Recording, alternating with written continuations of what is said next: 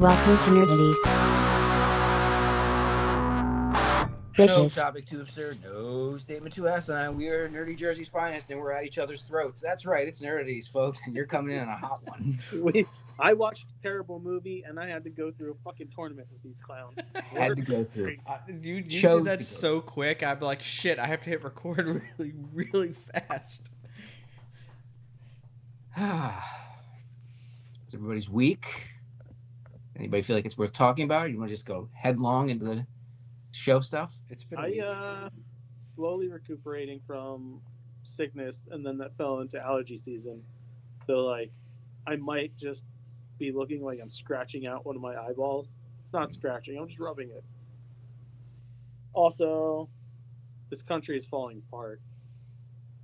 But yeah, but that's Joe doesn't like being lifetime. political, but like, there's a lot of shit in the douche of the week. He can.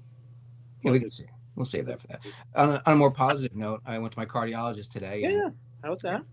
apparently, I am the picture of health. Good. Who saw that coming? With all the preservatives you eat. Must be, with the exception of a little bit of plaque, like a tiny, tiny amount of plaque on one of my arteries. My heart is perfectly fine. Nice. He did notice, though, so they noticed in one of the scans that my esophagus is inflamed, or it's hardening or something. So, acid reflux in my 40s. Mhm. Hey, man. Welcome to the party. Yep. Joe's in that shit too. Mhm. Dude, I got Brioschi. It's like the sodium bicarbonate from like Italy. It works. Hey, Brioschi, like me There some you go. Brioschi. Does it like, because when my inflammation kicks up, it feels like someone's blowing up a balloon in my fucking diaphragm Oh, underneath my ribs. Does anybody else get that? I get this Uh, massive pain. yeah. Yeah. Yeah, I don't. Thankfully, I don't get a lot of pain. Oh, I get pain. Mine's just like it's Pressure. bloated like a motherfucker. I'm not sure exactly why it's happening for me. I've noticed quite often I'll do the burp laying down without catching myself, and that's a lot of damage right at once. Yeah. Yeah. So maybe I've done that one too many times. But also, you and I have that same peanut butter thing going on. That's why I had to give it up, bro. I've almost completely given it up. Every once in a while, I'll let myself indulge. But when I do, Zach loves peanut butter now. Loves it. Kills me. Yeah. Just like, let me get a sniff of that peanut butter cup, kid. Fuck yeah. Oh, let me sniff your cup, son. Oh, Put on my nipples and reason. James makes fun of me because like every once in a while I'll have almond butter. It's not a fair substitute. No. It No. it is like watered down peanut butter. Yeah. It tastes like almost nothing. Same thing with the cashew butter. Cashew butter's. I slightly like cashew butter a little bit more. Oh, then almond butter. Yes. When you've been raised on PB your whole life, when it was like full Dude. meals. So we watched the other night. We were going through commercials. Or no, it was Watch Mojo. Watch Mojo had like top 20 discontinued foods from like when you were young, and through the 90s. It was like PB Max, peanut butter boppers. Were you watching the peanut butter edition? No, it wasn't. It was just everything in the fucking 90s was peanut butter. This thing was designed to torment me. Yeah. And Ashley's like, oh yeah, I remember those. I was like, oh, those tasted so good. And James is like, yeah, too bad you can't eat that now. And I was like, oh, you really don't want to live past 15, do you? I've been a bachelor for a week. No, less No, than you that. haven't. No, you haven't. So She's been in Florida. You've been a married man who's free for a week. Not Yeah. a bachelor. Yeah. This is a bachelor. So I'm a like- disgrace. So, like, what you're saying is you've had a fair amount of free time at night that Nope. you could have taken 20 minutes to read a fucking script. Because when I get home, I'm so tired, I crash. Fuck you. Don't give me that. Do you shit with the door open? I do, though. That's awesome. And so the dog can come in and lick it clean. Well, no, she comes in and just looks at me. Minnie will she sits on the bath mat and looks at me while I'm taking a shit. It just goes with the paw. Pet me. I'm here. You pet me. You pet me. Do you look back? Do you stare right through her? Do you like make eye contact like when they do when they poop? You know why they do that? Is it like a trust thing? It's because they're expecting you to protect them while Yes. they're in their moment of vulnerability. Yeah. Makes sense. But Yeah. You're standing there on your phone and they're like, dude, predators, man. Bro. Fuck, I do it for you when you're shitting. When you're in that room on the hard thing, I come out here on the soft grass to drop my loads, and you're all fucking, you're doom scrolling. But the worst thing about me being home with Minnie is she doesn't listen to me. Guarantee any of you guys come over and ask her, you'd be like, hey, Minnie, do this. She'll listen to you. She doesn't listen I'm to me. sure if I asked your dog to read the script that we sent, you probably would have read it. The thing is, Joe, we would say it with a bit of authority in our voice. I do. She does not listen to. She doesn't listen to me at all. I've heard you talk, Joe. You don't. I'm not even there when you're doing it to her, and I know you don't. Yeah, you're wrapped around her little paw, bro. Come on. I get this, and like last time, because she knows. She's like, I got this motherfucker. At any time, have you ever gone, hey? Yeah.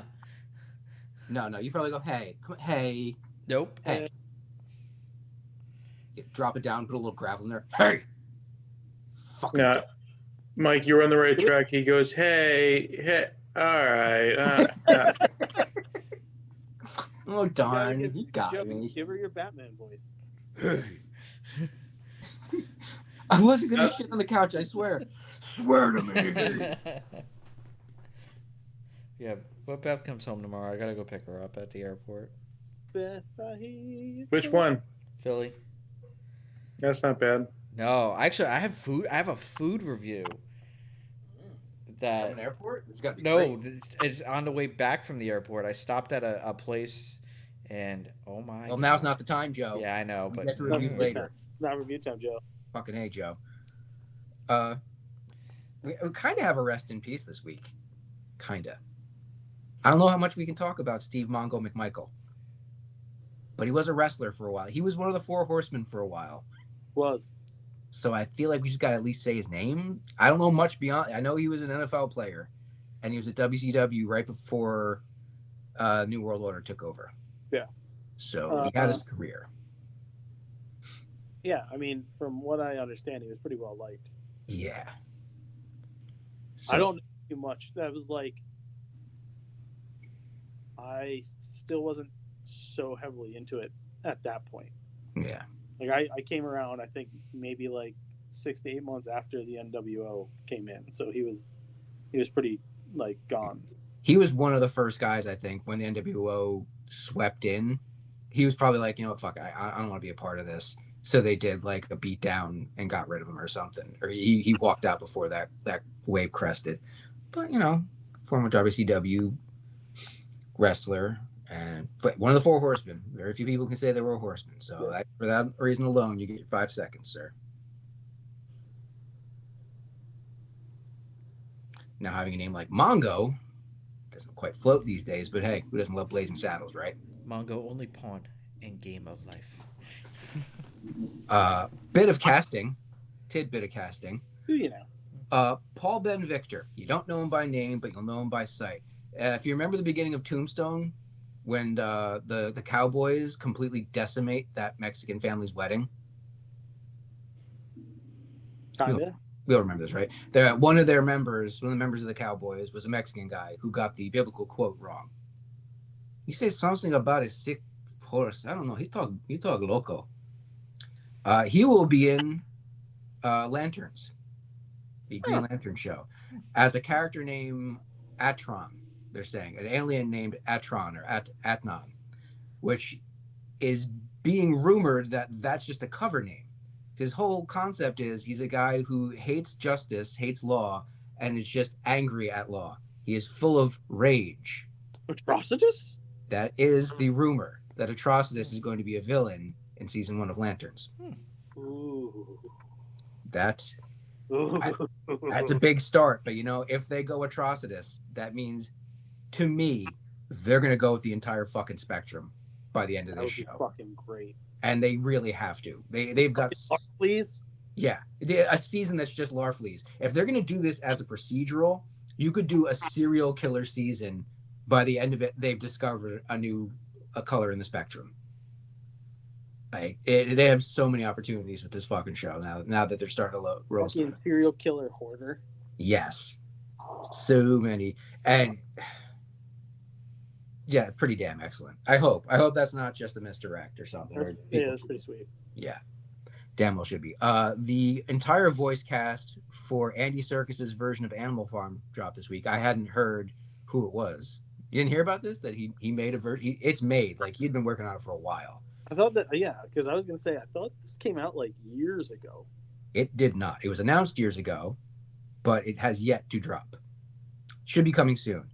Seth Rogen, which is kind of like, really, Seth Rogen in a movie, like, but Although he's been doing some more serious shit. Yeah. Glenn Close. Work as Alan on Invincible has been pretty fucking solid. It's funny, but understated without being over the top funny. He's got good lines, and he's very serious most of the time. Glenn Close, Woody Harrelson, Gaten Matarazzo, Laverne Cox, who I don't really know. I'm probably one of those people you know by face. Kieran Culkin, Steve Buscemi, Jim Parsons, Iman Vellani, and Kathleen Turner. Wow. No shit. I mean, you want a good voice worker, you pull in Kathleen Turner. Mm-hmm. She's got that. Got that smoke. Yeah. Oh, the plums. Got that smoke in there. I'm looking forward to this. Whenever the hell they finally put it out. Those are the only castings I've got, though. Yeah, I got nothing. Anthony Michael Hall will be in season 2 of Wednesday. That's nice. Yeah. They're already filming that? It's already. Okay. Yeah, it should be a couple months. July. Yeah. Figures. Okay. A fair amount of trailers. Yeah. Last week, it came out. I didn't bring it up. So we were already at a pretty packed show last week. But Sandman Season 2's trailer, or the final season of Sandman, since they've tossed that one in the bucket, dropped. Didn't really show much new. Kind of what we knew was coming if you watched the first season. The rest of the family of the Endless, they're going to show up, and they showed what they all look like at the end of last season. So it's not a whatever thing, but it's a, all right, cool. Still looks pretty. Still looks like Sandman, like a fucking Neil Gaiman dream. And I sincerely hope he's innocent, because I'd like to see more of his shit. It is not looking that way. Damned unfortunate. Finally got a more in-depth trailer for Weapons. We got that teaser earlier last week, I think it was. Now we know a bit more about the plot. All of the kids in one teacher's class go missing at 2:17 at night. Yeah. And it seems like a chunk of this movie, probably the first act, is the town starting to blame her for it, because, like, why wouldn't you? It's kind of fishy. But then they start to come back different, and it looks like the back 2/3 of this thing is going to be kind of a Village of the Damned deal, where kids go on a spree of some type. Yeah, this looks fun.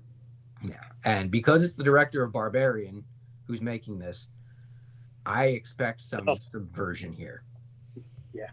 Yeah. It might not be a 3-act structure. It might be a splitsies down the middle, because that was pretty much what Barbarian was. You had one movie, you had one movie at the front, and then the backside was something completely different.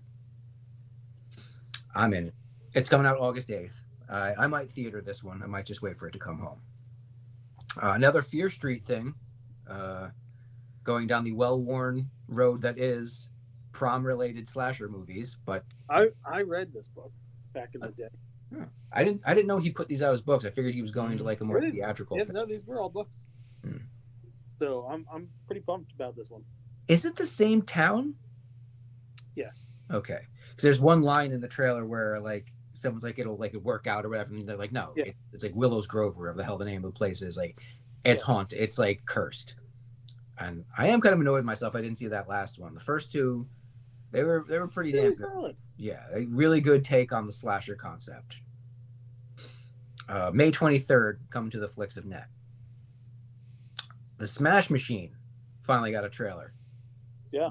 The Rock playing not himself for once. Not himself. Not Steve Kerr. Steve. I know his last name's Kerr. Do we Yeah. know his first name is Steve? Mark Kerr, isn't it? Mark Kerr. Yeah. Yep. That's it. Okay. Oscar bait Oh yeah. And I don't know if he's going to win, but just from the trailer alone, it feels like he deserves a nomination. He's It'll going to get a Golden Globe. the film will get nommed. He'll get it, but she's definitely gonna win. Yeah, she's basically playing the SNL character. Yeah. Every boxer's girlfriend from every Yeah. movie about boxing. Yeah. Yeah. By the end, I want to watch this movie for no other reason to see her take their kids to a sister's house. Yeah. Go to my sister's. But you know what I'm gonna be, Michael? My sister's. My sisters. I do though, not to take anything away from him. Like he's really beyond the way he looks in it. Which that prosthetic, I don't know if it's gonna let his face move a lot. It might be a downfall of the movie, but he is definitely playing. You could mistake him for someone else. Yeah. Just about damn time. Yeah. It hasn't been since Southland Tales that he played a character. Yeah. As far as I'm concerned. And like he changed himself physically for this a lot. He's been bodybuilding, working out, whereas now he's got a completely different, not completely different, but a more.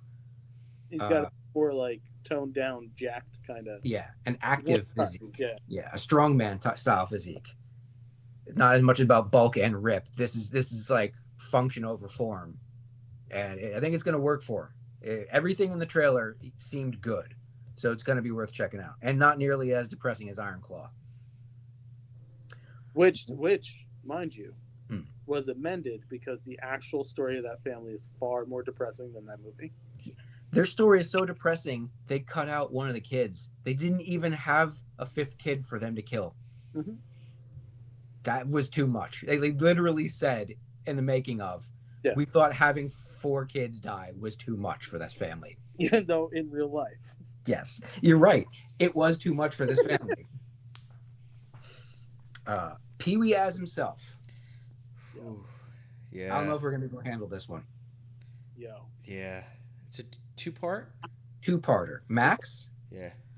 HBO Max. I don't remember if the trailer said when it's coming, but they don't.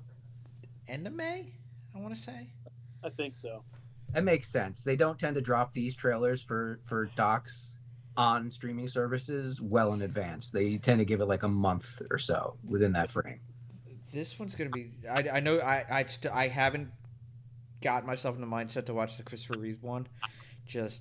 You need to. I know. No. Like, not just you need to watch it. You need to get yourself in a mindset if you want to watch it. This it's a gut punch. This one's gonna. I know he was when Phil Hartman died. Paul Rubin took it hard. They co-wrote Big Adventure together. Yeah, so it's like you got that part, and then the fact that he's not with us anymore. It's like Pee-wee was such a. I didn't realize. Like, I've always enjoyed. Like, I enjoyed the show back in the day more than I ever thought I would.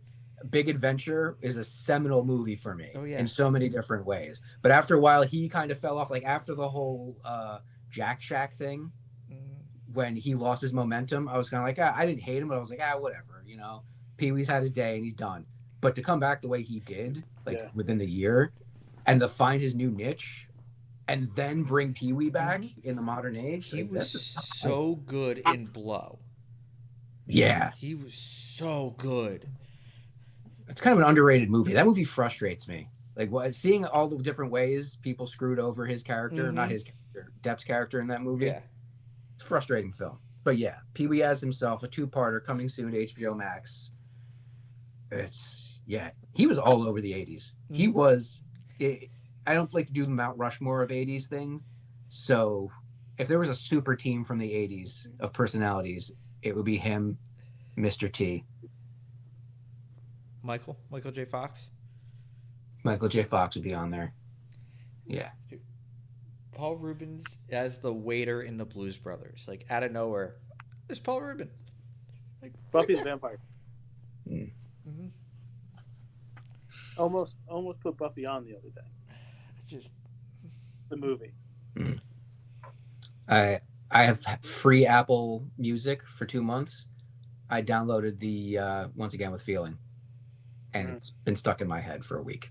I like his dying scene in the movie. It's my favorite. Does the fucking kick against the wall? The Penguin's dad. Twice. That's right. Twice. It's the first time he really didn't do anything, but they gave him depth in Gotham. Like, Yo, man. he didn't have to do much more than toss a baby crib over a bridge with what was her name in Big Adventure? It was the woman who worked at the diner in Big Adventure. Oh fuck! Right? Yvonne? No, not Yvonne. Yvonne was from the show. Yeah. I can't remember, but her boyfriend attacked them in the T-Rex. Fuck! Is that on Max? I'm pretty sure that's on Max. What? Big Adventure? Yeah. Oh, it's on Max. Okay, I gotta check that. I will watch that again. I watched it so much as a kid. But yeah, Pee Wee is himself. That's gonna be a lot. Heads of State looks surprisingly good to me. Simone, by the way. Simone. That was it. Heads of State. I didn't even know this was a movie that was coming. It's completely out of nowhere. Is this thing gonna be theatrical? I don't. No, it's on Prime. Okay, primed up. Well, he does seem to be doing a lot of stuff with Prime. He did Ricky Stenicki. He did. Which was. I got like a third of the way through that movie, and all the characters pissed me off. I couldn't. No. You have to play it out to the end, man. You have to. It's worth it. The payoff is worth it. Is it because they are all like? You remember how I couldn't handle Wicked because everyone's an asshole? I know. Trust me. I gotta say, Prime makes some killer movies. Was Jackpot was the one he was in with Awkwafina? I haven't watched that one yet. Fucking solid. Because I mean, of course, it's the two of them. She's fantastic. She's hilarious. They play off each other well. And then Simu Liu coming in there, and like halfway through the movie as a character. I don't think I'm giving anything away here. You can't trust him. Dude, does Jack Quaid ever take a break? He's like Pedro Pascal right now. He's in everything. Dude, while it's hot, you got to strike. I almost watched Companion today. That keeps popping up on my. There's on my like TV. 6 new movies. That's the one he's in where the sex bot becomes sentient. Oh yeah, I've seen some trailers for that. Yeah, I want to see it. Novocaine. So like every time I'm hung out with my ex, she keeps me like, "You want to watch Novocaine? You watch Novocaine?" I'm like, I don't know if I'm into that. I've kind of feel like I've seen that concept a few times. As much as I enjoy Jack Quaid. And isn't he shooting the final season of The Boys? Like, aren't they in production? Probably. He's got this is his wave is cresting right now. He is taking advantage of it, and you've got to. Yeah. He's gonna have all this shit dump within the next couple months, and then if people like him, they know he's free after The Boys drops. Yeah. But back to heads of state.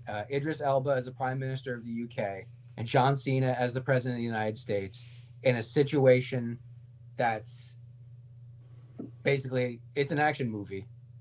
And Cena plays a guy who was an action movie star. If Schwarzenegger could have become president, that's who he is in this movie. Yeah. A mix of that and a little bit of W. Yeah. You know, I don't know. I keep Idris. I still want him in a Bond movie. I want him to be M. He could do it. He could drop M. He could be M. He could. Why? He could. Yeah, but it would be a waste. Fucking waste. You either have him. They're never going to cast him as Bond. No. He's too old. He is too old. He's too old. And they're too racist. Like him 10 years ago.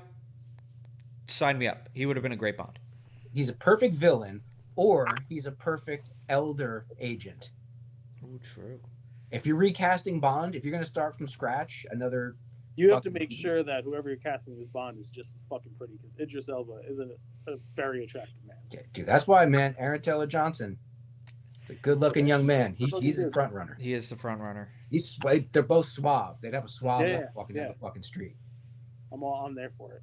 Yeah. Mm-hmm. But yeah, this looks fun as fuck. Heads of State does look a lot of fun. I'm looking forward to that one too. Not as much as I'm looking forward to the last trailer we have this week. Not the last trailer. Isn't it? There's What 2. am I missing? Now You See Me Oh, that's right. Why didn't I write down Now You See Me? And I you're swear I missing the did. Wednesday trailer that dropped. No, I'm not. He's not. He wasn't into that. Is that the TSA one? Yeah. Yeah. Yeah, I mean that's cute and everything. Like, but they've pulled that gag before, right? Where that was in a Mad Max movie. You just keep pulling weapons out left and right. I couldn't get into that show. Oh, but yeah, Now You See Me, Now You Don't.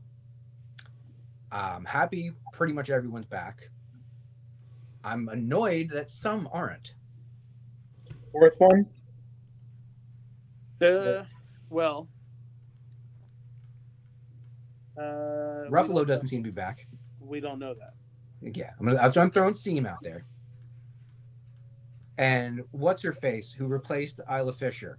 I can never remember her name, and I enjoy the fuck out of her, but I can never ever remember her name. I'm gonna literally have to pull it up.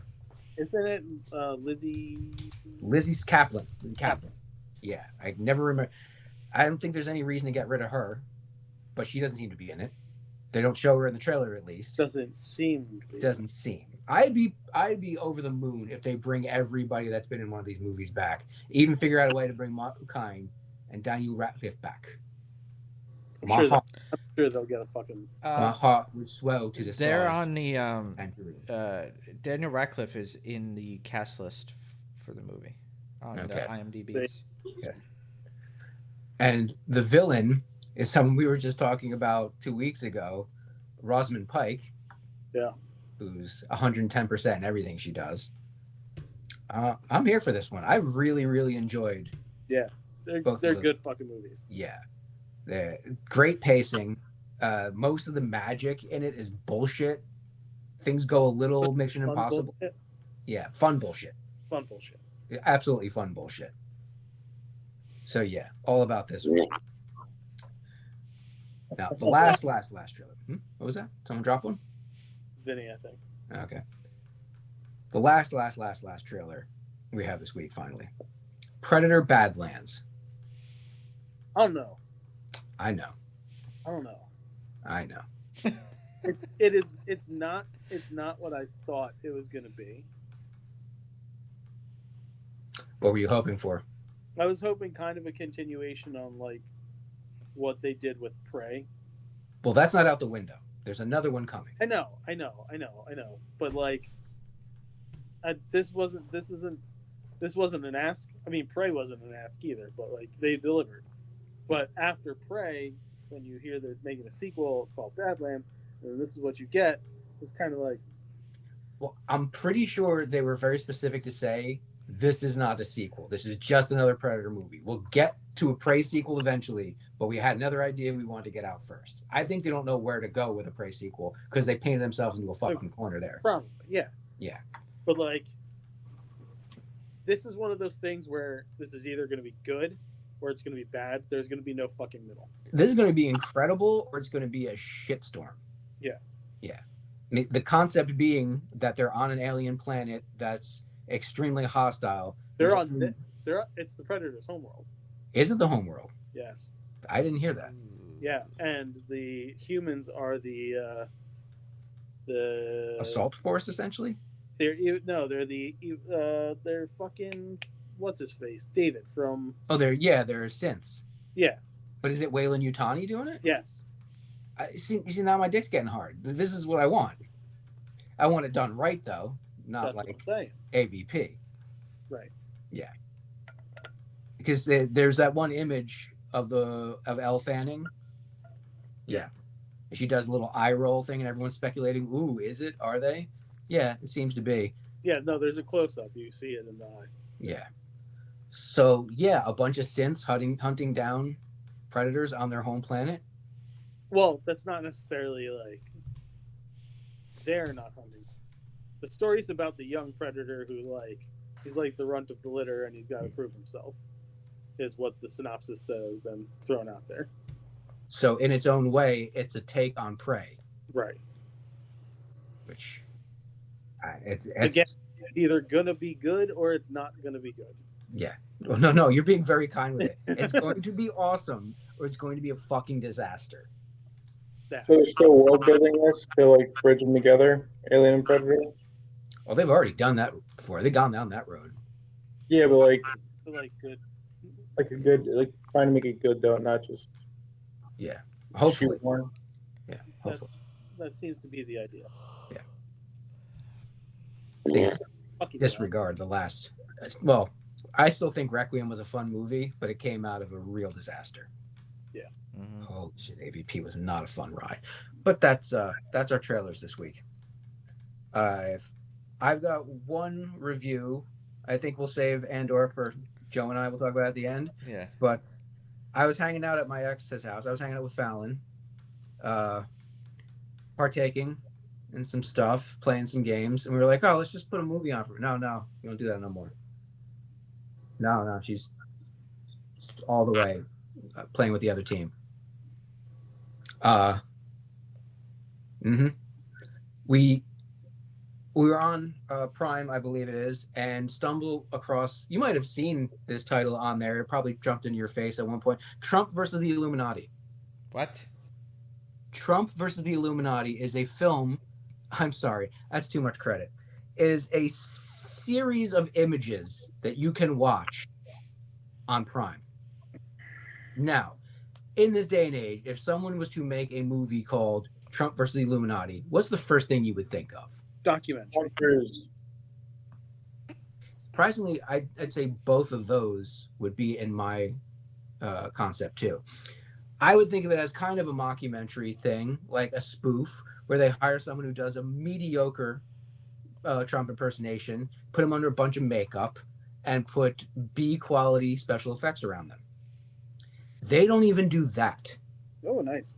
What essentially has occurred here is someone took a bunch of CGI elements that I'm guessing are from games that never got produced, use them in kind of like a red versus blue manner where they animate them in the way that they want to be animated, never truly show Trump's face because it's a clone of Trump in like 400 years in the future that's fighting the Illuminati, who are aliens. You never actually see him. It's all just dialogue. Imagine if someone took Journey into the Mind's Eye and tried to write a plot behind it while occasionally interspersing images from Halo and then stretched it out for 90 minutes. We got 15 minutes into this thing. We're like, no, fucking no. So we skipped like 10-minute clips.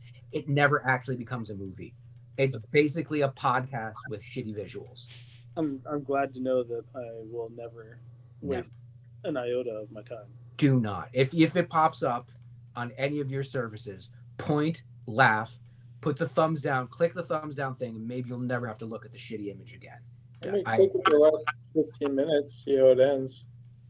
We skipped to the end. We skipped all the way through. We like every 10 minutes or so in that, just to see if it ever became a thing. At the end, it's shit. It's just shit. I can't find enough bad, and I don't like running down people for trying to do a thing. They barely did a thing.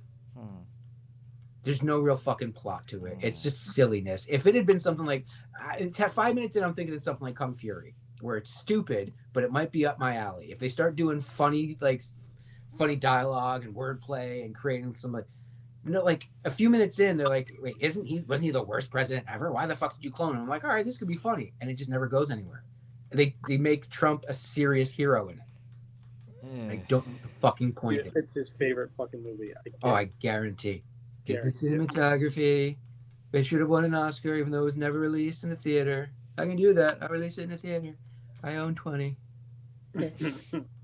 Yeah, horrendous. Don't waste your time. Please, someone give a better review about something else right now. I watched the latest episode of Doctor Who. There you go. Which had a great callback to a earlier episode from a different Doctor's era. Well, they love doing that. That's kind of the point of the show. This one added to that story a lot. Like, I don't want to give it away because I kind of like when they were talking about it, I'm like, no way are they doing this, and then they did it and pulled it off. This is Shuti Gat was highest rated on the IMDb's episode out of his 2 seasons so far. I do have to bear down and get. I might just binge that once they've dropped them all. I don't know. It was. They did this thing because one of the characters was deaf, and they're in the year 500,000 or something like that, and they have these things that illuminate and they talk and they're saying what they're trying to say to the person.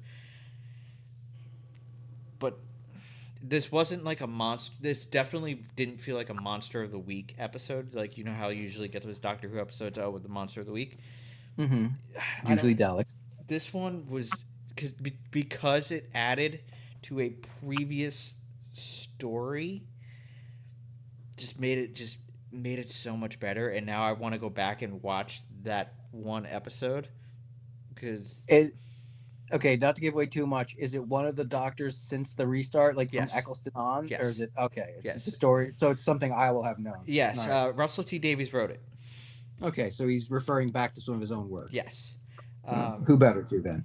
and yeah, it was so good that yeah, and the Mrs. Flood mystery is still going on. Still stringing that one along. We know that's going to be a season ender, if it's even this season. It's like she does one thing, and you're like, oh, she could be this character, and then she does something else, and you're like, oh, maybe she's not this. I don't think she's the Master. She's probably an amalgam of characters. If they have an something from the Master on her, unless they're showing some other shit, she's probably like a Voltron of a bunch of different villains. Because people were like, oh, she's Susan. And I was like, she's not Susan. Like, Susan Ford is still alive. So if Susan pops up, it would be the original actress. If she pops up, would she suddenly be Susan? Because she's been mentioned. They talk about the Doctor's granddaughter in this new Doctor's era. Yeah, they brought it up in the Beatles episode. Yeah, so it's it's happening. You know it's going to happen, but it's just I like where they're going with this. I feel like Ruby. There was some filler episodes. There definitely was some filler episodes last season. You could. It felt kind of lean. I don't think any of them. There's some that were kind of crazy. The one where she lived her entire life without him. That was good. That was messed up. Yeah, but it was something we never saw before. It was a good story, but this one, each episode has just been topping each other, and the Belinda, bless you, the new companion, who we just saw in Andor. Oh yeah, that's right. She pops up again. Yeah, I'm sure if that was her. And yeah. Okay. Any other reviews before Joe and I? One, while I was recovering through the weekend, watched Empire Records with James. Fucking love that movie. Movie's so fucking good. That's been a couple decades for me. Yeah. I forgot how good that movie was. What does he think of Rex Manning Day? He thought he was a fucking. I mean, he's a human being with eyes and ears. Of course, he's gonna realize that Rex Manning's a fucking asshole. Could never really get into that movie, and I love me an ensemble movie about weird characters. Like I watched it, and it was fun enough, but it never hooked me. It's Clerks in a fucking record store. Maybe that's why. Maybe it just never lived up to Clerks. I don't know, man. Fucking soundtrack in that movie? Oh, yeah. Right. Yeah. Dude, Sugar High was my jam. Sugar High's great.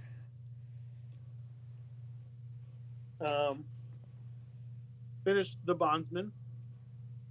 Highly recommend. They're only like 30-minute episodes. If you like Kevin Bacon at all, watch it. He's the world's greatest hero. How many episodes were there? 8. Okay, that's tight. 4 hours worth of show. Yeah, it's easy to get through. One concept, nice world building. Actually, there's something about world building you brought up in a previous show, and I finally understand it because I watched more of Devil May Cry. That's my next one. I finished Devil May Cry. Okay, because are we getting a Capcom universe? I told you. Holy shit! So they don't just drop some dimes; they are pulling stuff in. You watched more. You watched more. I'm at the halfway point. So I mean, they do confirm that Raccoon City is a place yeah. in this world where Dante has been for a thing. Mm-hmm. There is nods to a bunch of other things. I'm happy with it. It ends. It is such a fuck you ending. Really. Uh-huh. You're like, oh, well, I'm glad they released that they're making season 2 prior to this season ending. Great. Because otherwise, I was gonna be pissed. Oh That's a my. fuck you cliffhanger. Oh yeah, dude. The last 3 minutes of the fucking show is just like, I know you really enjoyed everything. We're sorry. Does what's his name show up It- from the fourth game? the end of this show, the end of this fucking season, you're like, wow, I never thought I'd say this, but fuck Kevin Conroy, man. Oh, yeah. Well, Plays a real bastard in this. he's a These are- fuck. Real piece of shit, Mike. I've heard a few people talking about they've never heard him play a character like this before. No. Like 4 in, and I just know he's a slippery shit. Yeah. Joe gets so Ugh. Does Nero show up? no. Okay, he was the one Well, with the devil's claw. Not yet. Okay. Does Virgil show up right away? I can't ruin anything for you. Okay. It's like the trailer dropped that one. We kinda. No, it totally did. It showed him. It might have, but it might not have. All right. Yeah. So those are the shows. Hmm. I watched the horror movie Talk to Me. The one with the hand that you talk to the dead? Yeah. Is it everything they're saying? So you know how I feel about art housey horror movies? That's Mhm. another It Follows, huh? Not sure the fuck is. Okay. So I would like for the internet to stop being a bunch of cunts. Just because it's trying to be smart about horror doesn't make it a good horror movie. Quite the fucking contrary. It makes it a shitty horror movie. When you have a cool supernatural element that is just an allegory for drug use, I fucking hate you. Well, most of these horror movies are allegories for something. I know, but like at least it's in an entertaining way. This is legit the story of a fucking junkie. And it's Australian. That could be entertaining. It's not. Because it makes it totally predictable. That's the fucking problem. Yeah, that's the ultimate sin for any horror movie, predictability. Like from the word go, you're like, oh, this is gonna happen, this is gonna happen, this is how it's gonna end. And then you watch it play out in a fairly unentertaining way because you already called it 20 minutes into the fucking movie. Yeah, that's why I wasn't really into Click that much. Oh, he's asleep. I know he's asleep. So like, it's not great. Watch it if you want to. Form your own opinion about it. But I don't. It's another Babadook. It's another It Follows. It's What's it on? Netflix. Okay. Not much possibility for me there. Yeah. The other movie I watched was on Prime. We watched G20 yesterday. Fucking excellent. Like, one of the better action movies I've seen in a while. The only thing is, I feel bad for Anthony Starr because he only plays bad guys. As he seems like a powerless version of Homelander in the trailer. Pretty much. That sucks. You gotta watch Cobwebs. He's fucking good at it. Oh, he's a master. Oh, we watched Cobweb. Yeah, I mean, he was kind of him and Lizzie Kaplan were kind of by the end of it though, not very villainy. Definitely not a Homelander. Not the same energy there. No, but this was fucking good. Coulson's in it. Oh. Yeah. There's one guy in it that's in a bunch of things, but I never remember his fucking name. Oh, that guy. But that guy, Anthony Anderson's in it. Yeah, I'm looking at the name. Viola Davis, Anthony Anderson. Goose? Oh, no, Anthony Anderson. Anderson. Anthony Edwards. Yeah. The dude who played Shia's roommate in Transformers 2 is in it. Less cranked out, though? So good in it. Okay. He was really good in Iron Fist. Mm-hmm. Yeah. Plays a more sedate character. He's so good in this. Like, everybody does a really good job. That's what I was saying. Like, crime movies, they, like, fly in under the radar, man. Don't expect much from them, but they fucking deliver. Except for Future War.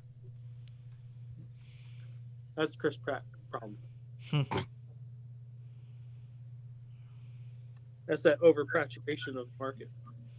Yeah, it can be overpraterated. That's cool. I like that movie. But those are my reviews. Okay. I haven't watched shit. I've been playing Oblivion Remastered. I've been waiting to buy it, and everybody's been talking about it. Well, you're on the outside then, aren't you? I want to beat Skyrim. I've never beaten the story mode of Skyrim. I just want to beat Alduin, and then I'll get Oblivion. But what are you playing it on? Xbox. So do you agree that it is basically an entire new game? Kinda. I just like those kind of games, so I'm all in. Also, I will say I'm playing it on master difficulty. Ooh, shit. Is that the highest? Yeah. Oof. Dude, like a basic rat. I had a hard time getting out of the first dungeon. Rats were fucking me up. Did You got to be like really good. Do you crank all your games when you first get them? Yeah. Couldn't play like that. I start medium, build my me way too. up. Did you see somebody went outside the game and went to the one part and saw Skyrim, and then I guess Hammerfell, where Elder Scrolls 6 supposedly is taking place? They have the models for all those in the game? Yeah, it's still all Tamriel. So they went to the guy went to the highest point and was looking out at Skyrim, and then he looked to the left and you saw Hammerfell, which is the other region, and that's supposedly where 6 is supposed to be. And then if it's the same game engine, rumor is that part of it is 6. From what I heard about this, it's using both the Unreal 5 engine and the Creation engine at the same time. More Unreal than Creation. I've heard for graphics it's Unreal, but for gameplay it's Creation. Because the original Oblivion was on Gamebryo. At its own engine? It was a different engine than Skyrim. Skyrim was on Creation. Okay. But the everything I've seen about Oblivion, it looks fucking beautiful. Beautiful. Like, Well, it is one of the week from what I hear. It is. It's nice. It's fun. I googled like a secret to go kill someone that's got really nice armor and a weapon in a dungeon, and like you lure him back to Imperial City, and like the guards fuck him up for you. have you joined any of the guilds? Because I played Oblivion for like a sign up. minute. What's up? I don't sign up. You don't? Fucking Ronin, dog. But He's I a heard the little- Thieves Guild in Oblivion is like far superior than Skyrim. Very parsable level. Wall right away. Joe, Mm-hmm. that's fucking Monatu Taco Iwaki that you're fucking talking about. Put some respect on that lone wolf's name. Oh, I named this character Skywalker, and my class is Jedi. What race are you? Breton. I tried playing as a Breton. One of my playthroughs. I always play humans. I can't play as a fucking cat or a goddamn lizard. Yeah, I tried playing as a. Uh, oh my god, the cat I would people. totally, I would totally play as a cat lady. Your Someone was bit by a gecko as a kid. They're your good. night vision It was fucks with goddamn me gecko. when you're playing They as have a night vision? Khajiit. That I haven't played it as an Argonian. Oh, these are fucking delicious. No, you strike me as a high elf Joe or a wood ranger. Vin, you couldn't have been any more perfect on that. Yeah, yeah, unreal. I'm a wood elf. Yeah, smart because if you play on master, like I'm just slinging arrows. That's all I'm doing. That's If all I do. play close to someone, they fuck me up. Like one or two strikes from like a basic demon dude, I'm dead. Shit. Even with armor and shit, fucks me up.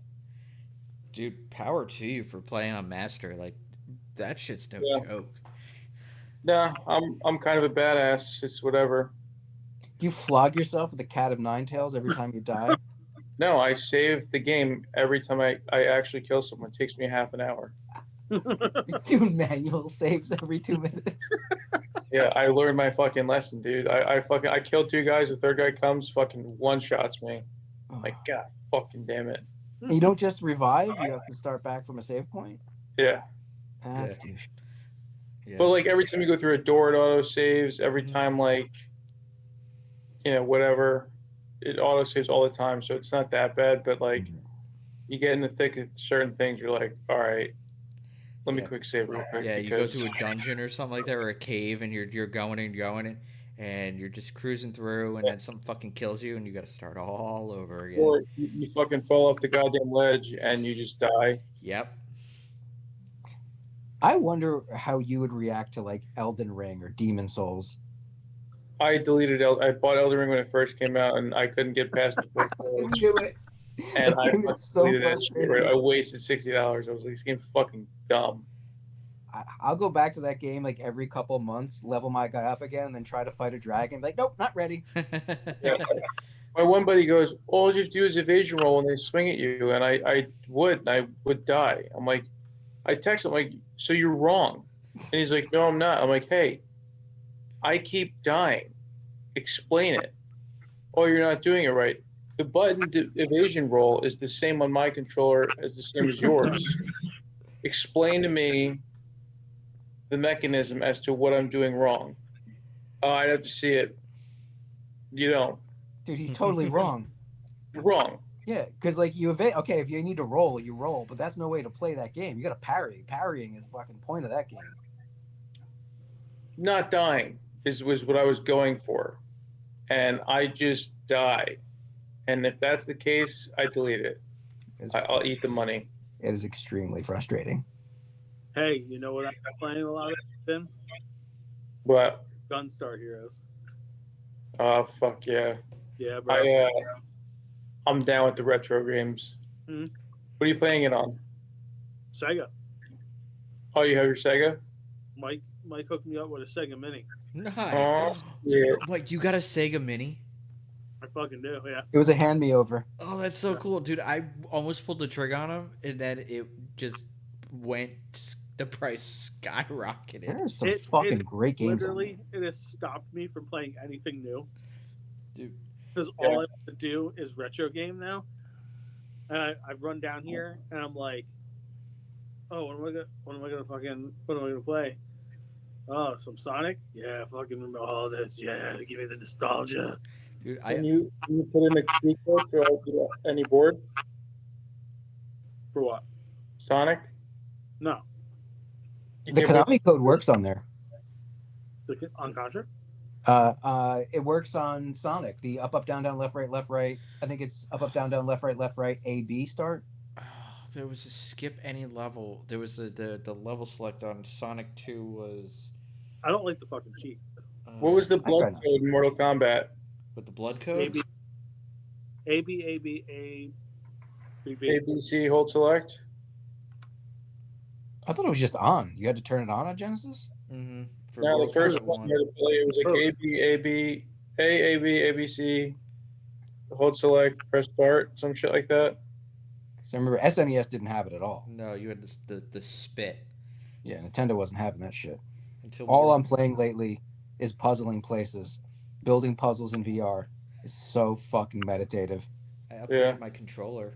I finally got a new Xbox controller for the computer. The other Nice. game I've been playing. Has anybody played games on Netflix? No, I see them Let me pop tell- up though.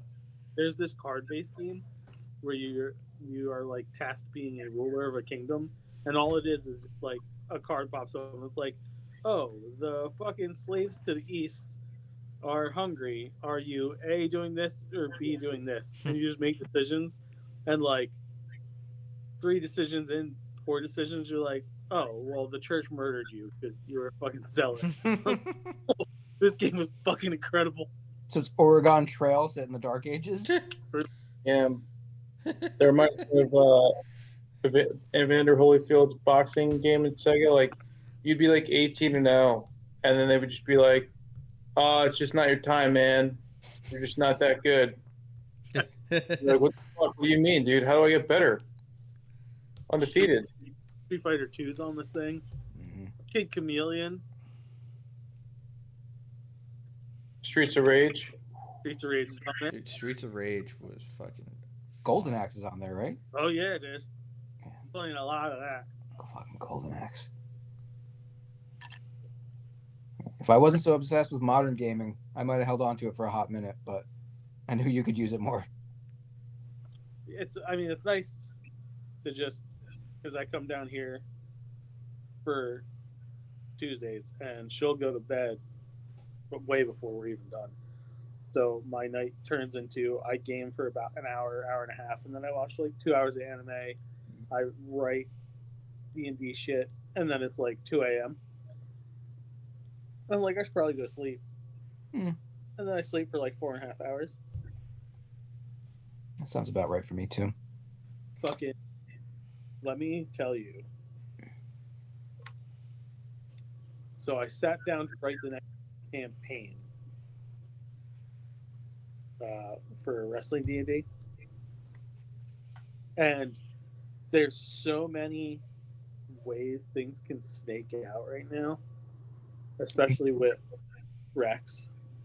Yeah, I started her T-shirt today. Nice. Yeah. Because I have her in a situation coming up that if you choose the one way, it'll be fun. Either way is gonna be fun, no matter what. And then I set Kyle up for something. Keith potentially could get a push out of the tournament. I like the choose your own adventure angle. Last review. Only 2 out of the 4 of us have taken the time to do Andor. Oof. I didn't even know it was out. Otherwise, I would have watched it. I put on Mad Max 2. Dude, that was Did you watch the first season of Andor? Mm-hmm. Okay. Dude, that was a masterclass of fucking acting. Yeah, I'm super happy with it overall because it proves that Star Wars doesn't have to be just one thing. Like even Rogue One was a lot closer to classic Star Wars, but it felt like no, this is definitely its own animal that butts up against everything that happened right before A New Hope. This is more of that. Well, this feels weird. This doesn't quite feel like Star Wars, but I like it. They've completely gone down that road. This is fucking a spy thriller. Mm-hmm. Who's This is the political. showrunner for this one? Tony Gilroy. Yeah, it's still Gilroy. Yeah. Yeah. How many other projects does he do? Because we keep giving him shit to do. Rogue One. Yeah, I'm saying like the other shit. He could have taken Acolyte and took a bump on that, and made it better. Man, someone like that involved in Acolyte would have plussed it in so many ways. Would have fucking definitely helped it. Oh boy, Yeah. this is the Star Wars that doesn't talk down to you. No. Great. It expects you to be smart, which I'll admit isn't a strong point of Star Wars overall. It's been written for kids. They've flat out said it. Not this one. Is not meant for children. Good. There's a near sexual assault in it. I heard there is a rape. No, it's not a rape. Not Attempted. Yes. She uses the word. She says the word. Yeah. He tried to. Yes. But like you've never seen anything like that in a Star Wars thing. The thing that my favorite interaction in this whole season, the whole thing's been really good. It wasn't even a scene with Andor. In the first season, Mon Mothma needed to get control of her money. Mm-hmm. Needed to get her money into the rebels' hands without it looking like she did. So she had to make some deals with people she didn't like. She had to use a friend to get to a bad guy. And because she did that, she had to sacrifice something. Now, a year later, the friend that she used to help out is in dire straits. Yep. And he keeps hinting that, like, the rebellion is kind of fucking me over here. And I gotta cover myself somehow. That whole back and forth was pretty great. But there's a conversation between Mon Mothma and Stellan Skarsgård's character. Yeah. The number. What's Luthen. the number? Fucking, that is the best scene out of the 3 episodes. They have a conversation that if you're not paying attention, you don't understand the situation, you're lost, but it's not really hard to understand. They go back and forth on what the point of this is, what do we need to get done, without saying it so obviously and broadly. Mm-hmm. Like the quick back and forth they have, not even quick, but the very concise back and forth they have doesn't give away any details in case someone's overhearing, but it tells each other everything you need to know without saying. It's almost like a John Wick conversation. The whole anytime you saw her on screen, you see him in the background watching her. He's hawking her the entire, because they're at a wedding. Question. Yeah. Do you think we sniff Vader for all of 3 seconds at all? No. Gilroy has said Vader is one of the hardest characters to write, and he said he will not appear. There's no reason for him to appear in this. Okay. No. Yeah. What about when they were making Rogue One, they wanted Vader to be in there more. But one of the things was, like, when he comes up, he sucks all the air out of the room. He's the only thing anybody wants to look at. That's why they only used him in 2 scenes in that whole movie. And it worked. It was perfect. Yeah, it's all you needed. What scene were you thinking about, Joe? The mother getting fucking put in her place. Holy shit. Like, there are characters. There's a character in this show, Justin, that is borderline Umbridge. Oh, yeah, my God. But she does it with a smart, like, not like a snarky, like, actually, in so many ways, she's Dolores Umbridge. Just whatever little power she has, she's lording it over but she's only lording it over one person, her son. And it makes you want to fucking wring her scrawny little overtanned neck. But in the 2nd episode of this 2nd season, and I can't stand either of those characters. Oh, no, neither can I. When she smiled, though, I was like, what the fuck? Oh, yeah. There's the guy who looks like a fucking human wouldn't. He looks like Pinocchio grown up. And there's a woman who looks like angry Gillian Anderson. But when she smiles, she is pretty. Yes. When she's got that, like, what's her name? The thing I always say about what's her name, who plays Okoye. What, resting bitch face? No, not like when she's angry, she's the scariest person I've ever seen. Yes. But when she's happy, it just fills my heart with, like, I can't remember her name now from The Walking Dead. Damn. Denai Guerrero. Yeah, that's it. Yeah. When she smiles, she's got a beautiful, effervescent energy. When she's mad, I literally want to fucking run for the hills.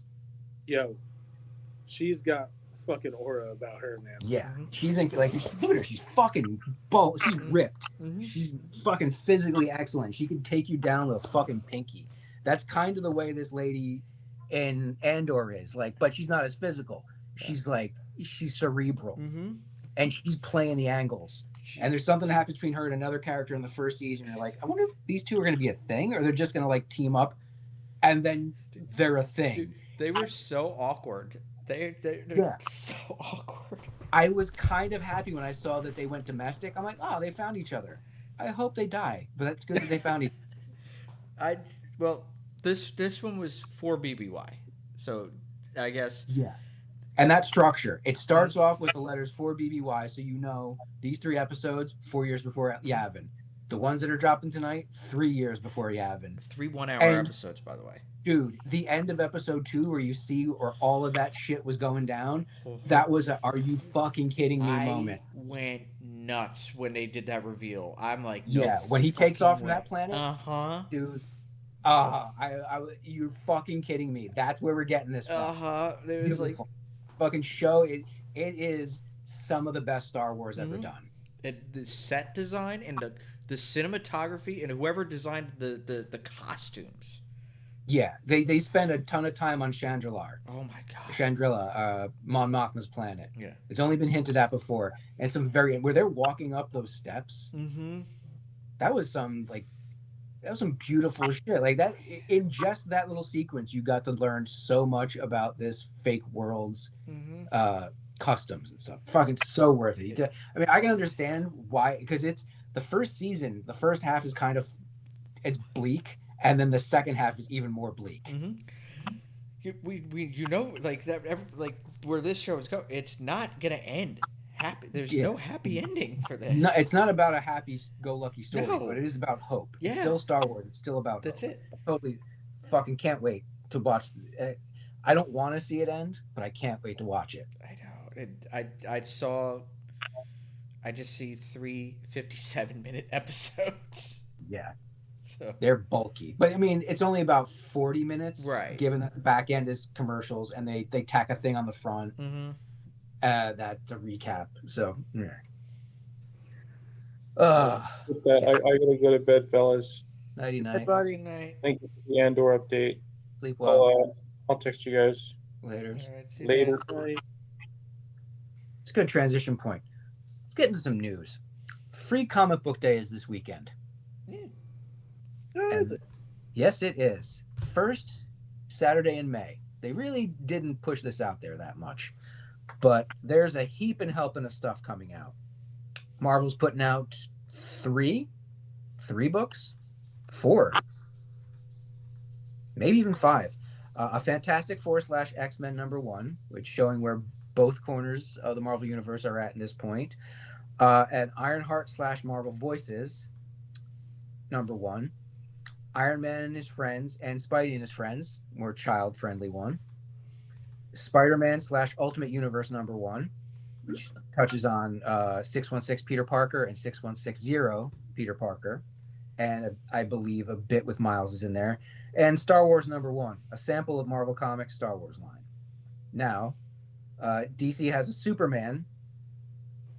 Superman's Good Guy Gang special edition, as well as is that it? No, there's one Superman focused one that's in current continuity, but also a bit more in line, setting up the movie. Like not a bridge, but kind of a taste of both worlds.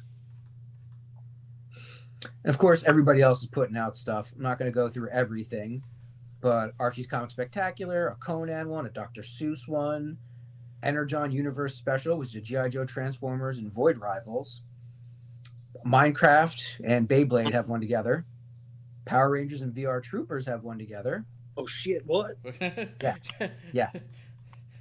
Oh fuck me! The 10-year-old in me just went crazy. Will Eisner, a comics biography. They did that with Jack Kirby last year. Yeah, I remember that one. Transformers, the worst bot ever. Star Wars Young Jedi / Avatar.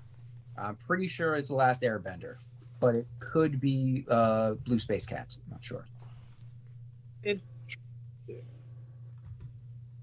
Critical Role, the DC All In / Absolute Universe. That's the one that's going to be DC's flagship, and I'll probably snag that because I haven't actually read anything from the Absolute Universe. Best of 2000 AD. There's a Black Mirror one that's going to be a mature title. I'm going to have to snag that. Diablo, Gargoyles, Demona #0, Godzilla New Heroes, IDW, I Hate Fairy Tales, just a plethora. It's going to be a good year to go pick up comics for free. Check for your local comic shop. I almost guarantee you they'll have a stack. Most places will let you pick 5. Some, if you're paying for more, if you're paying for stuff, they'll let you take a little more. And if you've been going there for years, people will just let you take a fucking pile. Me. See you there on Saturday. There's a bit of Gargoyles was mentioned in the free comic book day. That's why I'm going to transition directly into the fact that Marvel's putting out a Gargoyles Fantastic Four crossover. Wow. Yeah. Wow. Let me find the specificals on this one. Okay. Where was the name? We had a writer name in here, damn it.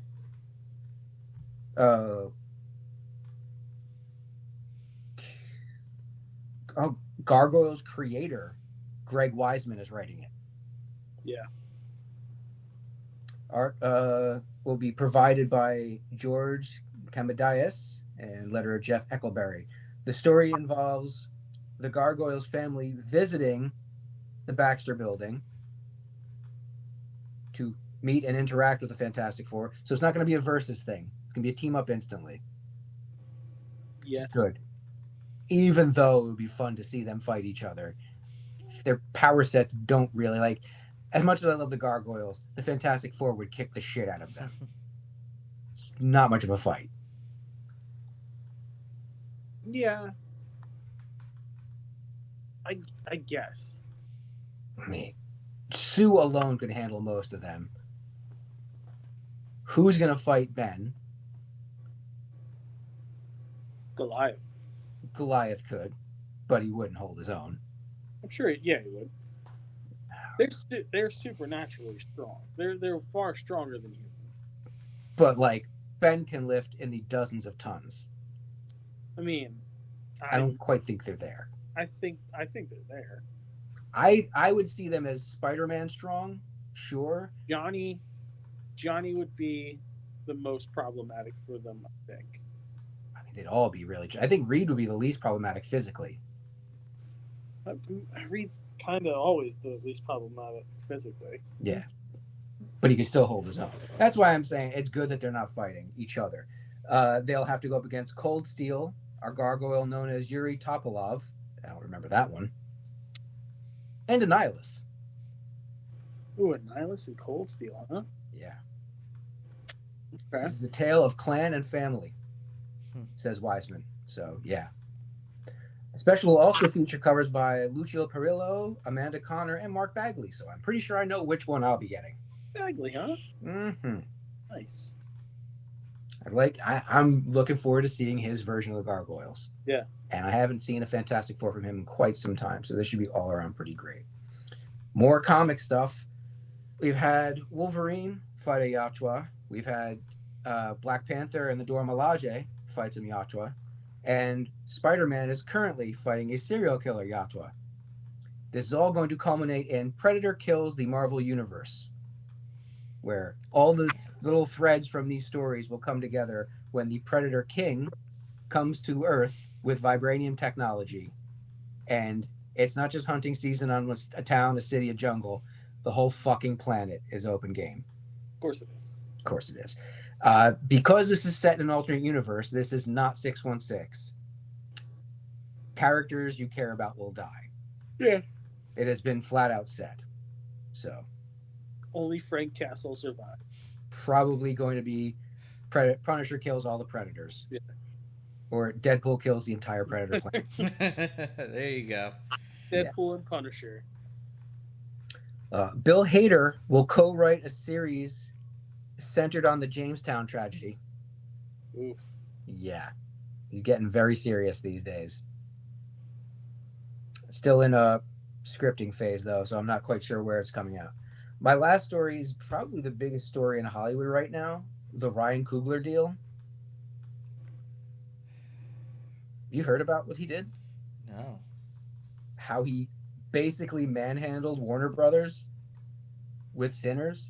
Like, he's made two really big movies in a row for Disney. Mm-hmm. Two Black Panther movies I mean, that each broke $1 billion. If we're looking at his fucking list, he hasn't failed. Yeah, he's been home run hitting his Mhm. entire career. I mean, Fruitvale Station, I didn't hear about it until it was well established, but it is Great fucking- well established. Creed Creed. was Creed. fucking phenomenal. You do a Rocky movie that might be the second best Rocky movie ever, Uh-huh. and that contends with the original. If it wasn't for the original, it wouldn't exist, sure, but it's fucking And beauty. you launched your own trilogy out of that fucking Mhm. thing. Yeah. Yeah. Then you get tapped by Marvel to do Black Panther, knock that out of the fucking park. Then, when you're trying to make your second Black Panther movie, you lose your lead and still pull together a great fucking film. Mm-hmm. Yeah. That's skill. Ryan Coogler struck up a new deal at Warner Brothers. According to senior executives at rival studios, the Sinners deal sets a very dangerous precedent. It could be the end of the studio system, says one exec. So what's the?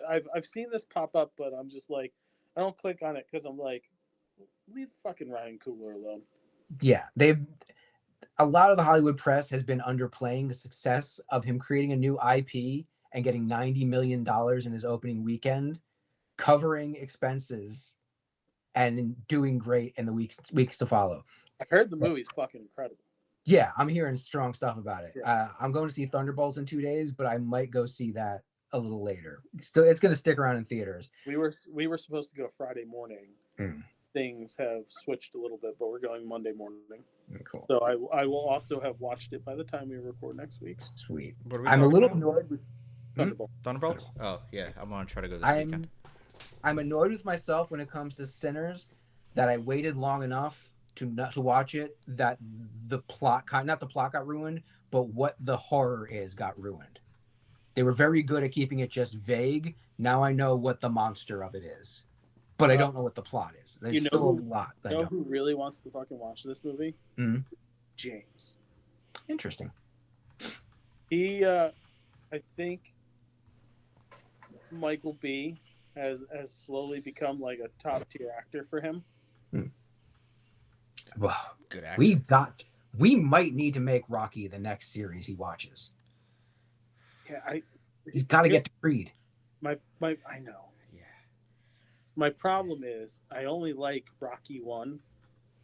You like 2? Not really. 2's a great follow-up. 3 is ridiculous.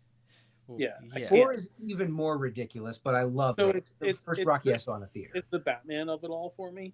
Mm. Where like the first one's usually pretty good, and then the second one's okay, and then it starts falling flat on its face, and then I'm disenfranchised by it, and then they come back with a reboot of it. 6 was good.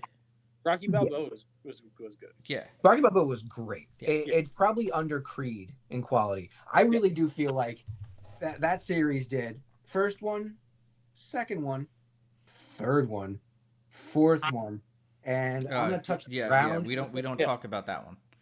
Yeah. And then Balboa came out and reset the stage in a strong way. Anyway, the Coogler deal. His first non-negotiable. He would retain final cut, the editing decision maker who cannot get vetoed.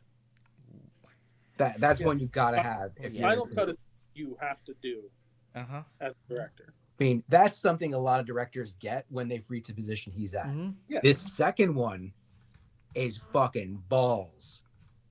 Commands first dollar gross, a percentage of box office revenues starting from the movie's first day in theaters, as opposed to no money until the studio recoups its investment. Wow. Good for him. For him. Yeah. So this one may not seem as big, but it is. 25 years after release, ownership of Sinners would revert to Coogler. Oh. This being the most controversial of his terms. Historically, most of the films the studio finances, it owns the rights to indefinitely. That's a good fucking deal on him. Oh my god. So yeah, because that's what fucked Kevin Smith with Dogma for Yeah. the longest Yeah. time. And Yeah. He got lucky with shit like Clerks. Actually, not even. He Yeah. only owns the rights to Jay Jay and and Silent Bob. yeah, that's Yeah. it. Yeah. He has to go through other people. I think he had to go through the Weinsteins Yeah, to get Dogma. to get Clerks done. Yeah, And yeah. they definitely own Dogma. Yeah, I heard that story where they were fucking jerking him around for years to try and buy the rights back. Fuck the So, Weinsteins. Sinners made 168 right now. Yeah. And the rationale behind his sticking points here is it's parallel to the movie itself. Because it's characters. What I know about the movie is characters in the movie buy basically a gin joint. They buy and make a club, but like they're black people in the 20s who are trying to do something for themselves and trying to own a piece of something. Yeah. So this is him parallel to that, trying to make sure he owns a piece of the thing he's making that he fucking created. Sure, they have to finance it. They get the money to finance it. They help him out, sure, but it's his thing. This is only with Warner Brothers. Yeah, I mean, there's no way Marvel No, and they won't do Disney's it. gonna do it. Like he's gonna come back for the third Panther, Yeah. and it's not just work for hire. Obviously, he likes making this stuff, but after that, I think he's So back to the time. Well, I think he's got some kind of producerial on the Eyes of Wakanda. he's series. directing it. Oh, He's well, listed as director. For Eyes of Wakanda, For that's Eyes of surprising. Wakanda. The movie he's working on for Warner Brothers is called Wrong Answer, starring the Michael B. Jordan. A math teacher That's De in Niro. Atlanta is scandalized when he looks to get funding for his school after altering his students' test scores. So major drama. Okay. The combination with them is phenomenal. It's so sad that Chadwick is no longer with us because the three of them would have been out of this fucking world. But yeah, that is the story that's shaking the foundations of Hollywood, and good. Yeah, good for him. Good. yeah, good for him, man. That's what I'm saying. Fucking good for him. Fuck, I'm tired of the rich people always being like, "Oh, well, poor us." No, fuck you. You've had how many years as a fucking film studio, bro? You could start cutting directors' fucking break. Eat a dick. Yeah. Mm-hmm. You cut how many fucking projects to save money? Hmm? Yeah. No. Yeah. We're at the point now where the viewers realize that it's the creators making fun shit, making interesting stuff. Yep. And if you don't placate the creators, Yep. you don't help them out, you're just going to have the same regurgitated shit. People are not going to go for AI. Don't kid yourselves. It's not going to work. That's all the stories I have. Hand it off. Okay, I got a bunch of shit. A woman is suing Walt Disney World for, quote, getting smacked by a large wave in the Typhoon Lagoon wave pool. I'm going to lean back on this one. I'm going to lean back, and when I lean forward, the world's going to be a better place. The story's not going to exist. Okay, I lean forward again. The story still exists? Sure does. Fuck people. Like, did you get injured? Is that the thing? I mean, to be fair, there is postings with warnings all over these parks telling you, hey, this thing you're about to do is the following. If you have this said problems, don't do the thing. You're in a wave pool. Yeah. New If you York, can't handle waves, New don't York get mom into the wave pool. suing Disney for $2 million after she was injured at Disney's Typhoon Lagoon in April 2022. Kimberly Panetta was violently struck by a sudden and forceful wave while in Typhoon Lagoon surf pool during an April 2022 visit. Panetta claims that the mammoth wave drug herself and her 3-year-old daughter underwater for several feet. According to court documents, the wave hit her from the side with such force it pummeled her and her body skidded across the cement or granite, causing serious road rash or scrapes that were severe and deep. Both Panetta and her husband Frank, a lawyer, said their young There daughter you would have go. been seriously injured if not for her quick thinking to push her above the water. In the legal filing, Panetta details her experience, stating that the trip was ruined and that she was stuck limping around applying bandages, salves, and creams, was forced to avoid swimming and enjoying planned visits to the parks due to cuts and scrapes on her legs. Disney offered nothing but a measly $250 credit after the incident, which I think is more than fucking fair. Oh yeah. Like first, well, They did nothing wrong. yeah, because you're in the wave pool. You chose to get in the wave pool. You know there are waves in the wave pool. Also, It is stated that they have the biggest waves in an artificial wave yes. pool in the fucking world. Yeah. Also, the part I'm questioning on this one too. You put your 3-year-old in that wave pool. That wave pool is no joke. That's a Yeah, like. it tells you they teach surfing in that wave pool before the park opens. That's like. That wave pool is like, well, for us now, you know, I remember like going there as a kid, being like, this is fun because I was older, but 3 years old, I wasn't going anywhere near that wave pool.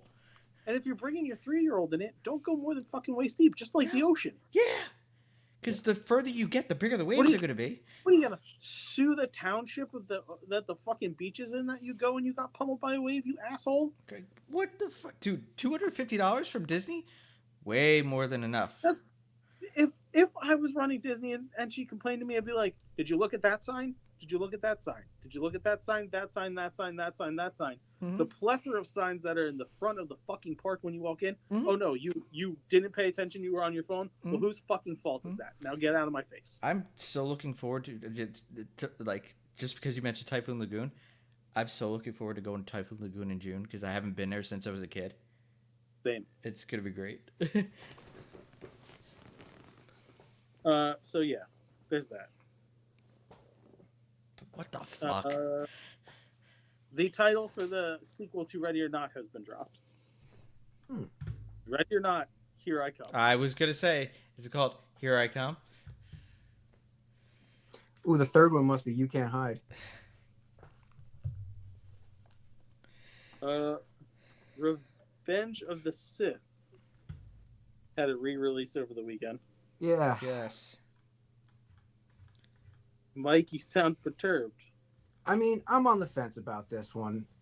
Like, I can understand why people who have kids who were young then would take their kids to go see it on the big screen. I can kind of understand that. That's a personal sigh from me.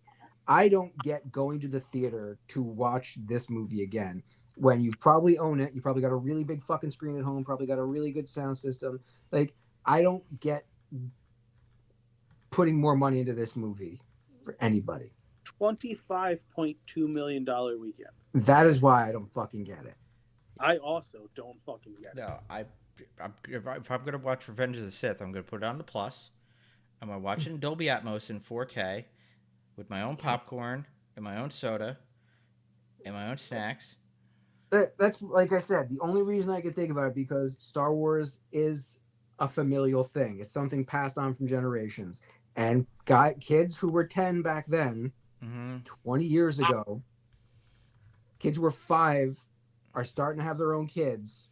And there you go. I fucking guess, man. I guess, but like, I don't get it. Dude, they had a premiere. They had a Hollywood premiere. Yeah. It was pretty sweet seeing Hayden Christensen and Sam Jackson come out and do a little cute duel and talk to the fans. Like, those moments are nice. But like a nationwide re-release, that kind of bugs me. Not too much. That's why I'm not up in arms about it. It's a head shaker. Yeah. So there's been a lot of issues with Amazon the last 48 hours. Amazon yesterday was like, guess what? Prime Day's coming. But there's a lot of fucking sellers who are not going to be selling shit. So, like, don't expect a lot of discounts on crap. Mm-hmm. Then they were like, we're also going to start listing what the actual price of the item is with a tariff price next to it, so people know what they're getting into. That's, Then the White that's an House, assault. That's a political assault. then the White House responded with, "That's a political assault," and Trump said he made a phone call to Bezos, who then kneeled before the Tangerine Palpatine and said, "No, we never said we were going to do it." There's other sites that are doing it, that are posting the tariff price of things next to what the actual retail price should be. Yeah. And I think they should. People Yeah. should know. Obviously, you're going to tell the difference that you're paying $20 fucking more on something. To be fucking honest, be like, here's what it should cost. This is what you're paying now, because guess what? They have to list what the tax is on it, what your sales Right. tax is. Why shouldn't you list what the tariff is? Right. Let's not lie to people about this shit.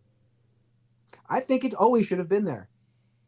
What the price Sure. would have been, what they intended to sell it at, and then what the price became because a tariff was levied. Why not show every level of this?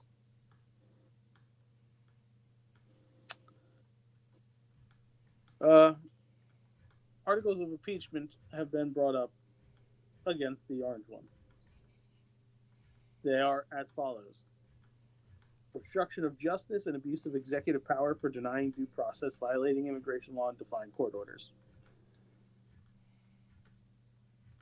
Usurpation of Congress's appropriations power by impounding federal funds.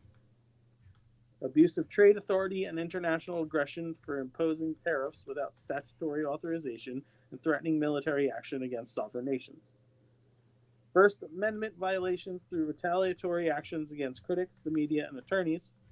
Creation of an unlawful office by establishing Doge. Bribery and corruption for dismissing criminal cases, soliciting foreign emoluments, and extracting extortionate settlements for personal or political gain. And tyrannical overreach in seeking to consolidate unchecked power, erode civil liberties, and ignore constitutional limits on presidential authority. Well, that covers most of them. That is a laundry list I've ever found. We'll see what happens with that. Before I get to the food news, I stumbled across a little listy that I want your guys' opinions on. These are the, quote, 17 untouchable films that should never get remade. Okay.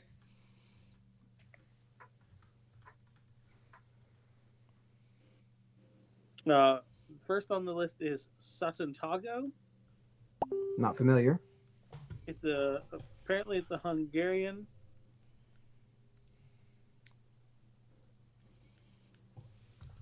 It's a Hungarian film that's like 7.5 hours long.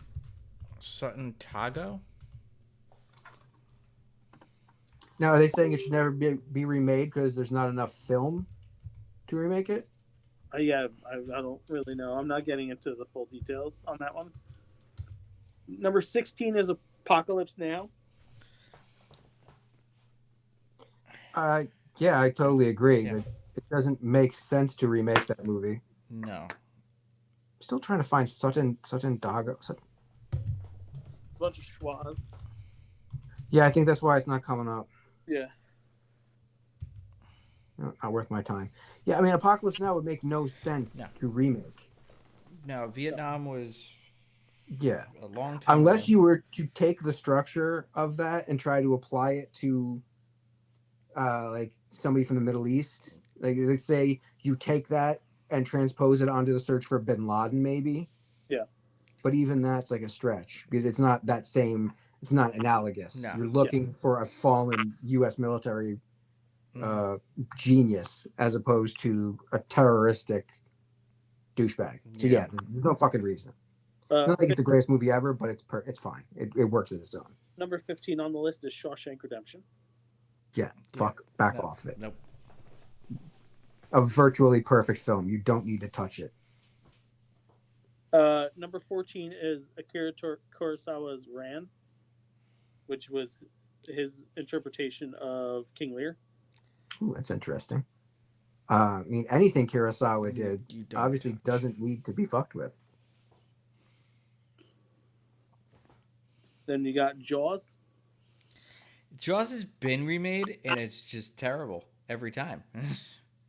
Well, not sequelize, like to try to attempt to actually remake.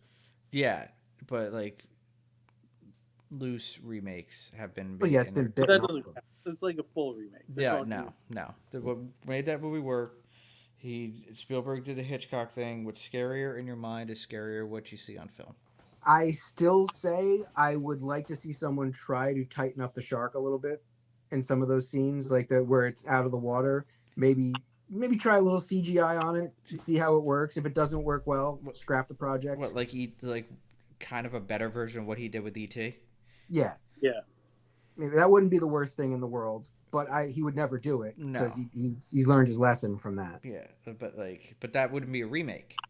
No, it would. That's the closest I'd come. Yeah. You Yeah. don't need to remake, much like Apocalypse Now. Yeah. What would you try to fucking accomplish? Mm-hmm. Number 12, Back to the Future. Yeah. No.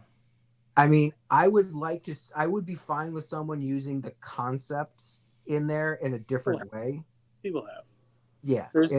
They've done 2 slasher movies. Yeah. The first one was good. The second one was not. Yeah. But don't try to remake the stories of Doc and Marty. Yeah. No. It's ballsy enough to make Rick and Morty. So, like, yeah, don't fuck with They the first do ones. They do enough change to Rick and Morty though that it's Yes. not. It's not. It's inspired by. Like, yes. Literally, the fact that they never touch on time travel to avoid that direct comparison. Yeah. But yeah, like, why would you even fucking think? Number 11 is Butch Cassidy and the Sundance Kid. Did they? I'm pretty sure they did. Or no, they made a prequel. They didn't make that movie. That movie.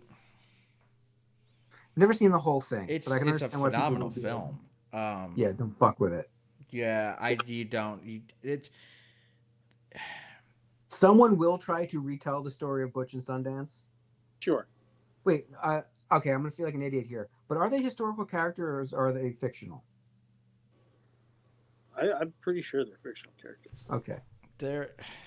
If they are historical, I can understand people trying to retell the story and tell it more accurately. But if they're fictional, yeah, fucking back off. No, it's a true story. Is Okay. It's a true story. Yeah. Like that movie had such a style to it. The way everything was told, I don't know. It's just. It's another one. Modernizing it, there's nothing. No, modernizing it will never work. Yeah. Number 10 is Blazing Saddles. You can't. Could not. You can't. You could. No, you can. Can. You can. And it's possible to still do it and get away with it. Yeah. Tropic Thunder taught us anything is that there's still an audience for pushing the If limits. South Park is still running the way it does, Yeah. it is very possible to do this movie. Mhm. The problem is you're not Mel Brooks. No. Yeah. No. And even if you get something like History of the World Part 2, Well, where Mel comes back and it's nice enough, what's the fucking point? You're not Mel gonna Brooks. top that movie. It's never going to sniff. Teamed up with Richard Pryor writing that Yeah. movie. Right. Yeah. Who could you even pull out of your ass nowadays? The closest people you can pull out of your ass aren't even close. What are you gonna do? Like Seth Rogen and Dave Chappelle get together to rewrite Blazing Saddles. All right, cool. Why don't you get those two to write something fucking new? Mhm. I'd love to see something new to come out of two people that talented. Mhm. Don't try and step on this again. Number 9, Citizen Kane. That's too revolutionary. It's too That's the too important to cinema. Why Yeah. this list reminds me of this. This list should have been made and handed to Gus Van Sant before he did the Psycho. the shot by shot remake. Yes. Ugh. What the fuck are you thinking, bro? Number 8, and I disagree with this one. This is the first one that I really disagree with, is Die Hard. I think you can absolutely remake Die Hard. You could. It's not untouchable. It's not untouchable. You don't need to. In comparison to all these other So- ones, it's the easiest one to get. Out of everything you've named so far, yes, because you just Yeah. take place. You're in the wrong place at the wrong time. That's all. That's the scenario. but much like all of these other ones, it doesn't need to be. It works so well on its No. own. Mhm. What No, the I'm not fuck would you? saying Why would you it does. bother? Mhm. Yeah, It's the absolute easiest Yeah. so far. Yeah. Yes. the least offensive if you were to try, as far as I'm Absolutely. concerned. Yes. Number 7, The Godfather. Again, No. why the fuck would anyone Yeah. even try Nope. to? Who would be They that did stupid? successfully as a show on HBO. Well, not really. Not really. No. No. Yeah. No. Not even close. Because It's not The Godfather. it's the father trying to get his son away from it, and then his son becomes the rise to power. And It's The Godfather meets Parenthood. yeah, like if I can understand where you're coming from, but it's a different thing altogether. I don't know. The Godfather is a story of a fall from grace. yeah, if Sopranos is a story where someone never had So grace. is Tony's. No, it's No. not. Tony's not Vito. Tony's fall from grace is a different fall from grace. He never had grace. It's He came into the series without grace. at no point did Anthony take over. No, I'm saying. So in The Godfather, the fall from grace is due to the family, right? It's Michael. Michael never wanted that Right. life. His father never wanted that life for him. Yeah. Right. Yeah. Tony, it's for want of the one thing. It's the dying of the other. Right? For Tony, he's trying to run his mob family, and his personal life is a complete fucking train wreck. But It's a totally different it's character ju- study. Yeah. 'Cause With Michael, it's about for trying to protect family. With Tony, it's about an inability to control anger. That is the core of his character. He has no emotional control with the Godfather, because of the trauma of childhood. the Godfather. Whereas Michael was raised well Mhm. in a dirty situation, almost was able to transcend it, but because of how his family got fucked over, Yes. he was the only person who could step in. Sonny couldn't do it. But they Fredo couldn't do it. no. No. Connie couldn't do it. Connie was the only one who probably could have Well, done actually- it, but they wouldn't have let him. They wouldn't have let her. Well, after Carlo beat the fuck out of her, she probably yeah. Yeah, she was the only other Corleone kid with a fucking head on its shoulders. Yeah. But anyway, Until the second one, but yeah. Number 6, Pulp Fiction. yeah, no, You no, can't. No. no, it's so specific. Number 5, E.T. Well, I don't know. Mac and Me transcends it in so many ways. Dude, James dies every time. Every fucking time. He's seen that clip like 9 fucking times, and he still loses it. I didn't know he was a big fan of Paul Rudd interviews. It's just because it's on Tubi. I love that they picked that clip. And It's the perfect clip. It is, and I have to stop on it every time it's on the list. I'm like, oh, we have to watch this 40-second clip of Mac and Me. So Yeah. I don't. I You agree should. that movie should never be remade. It just captures innocence.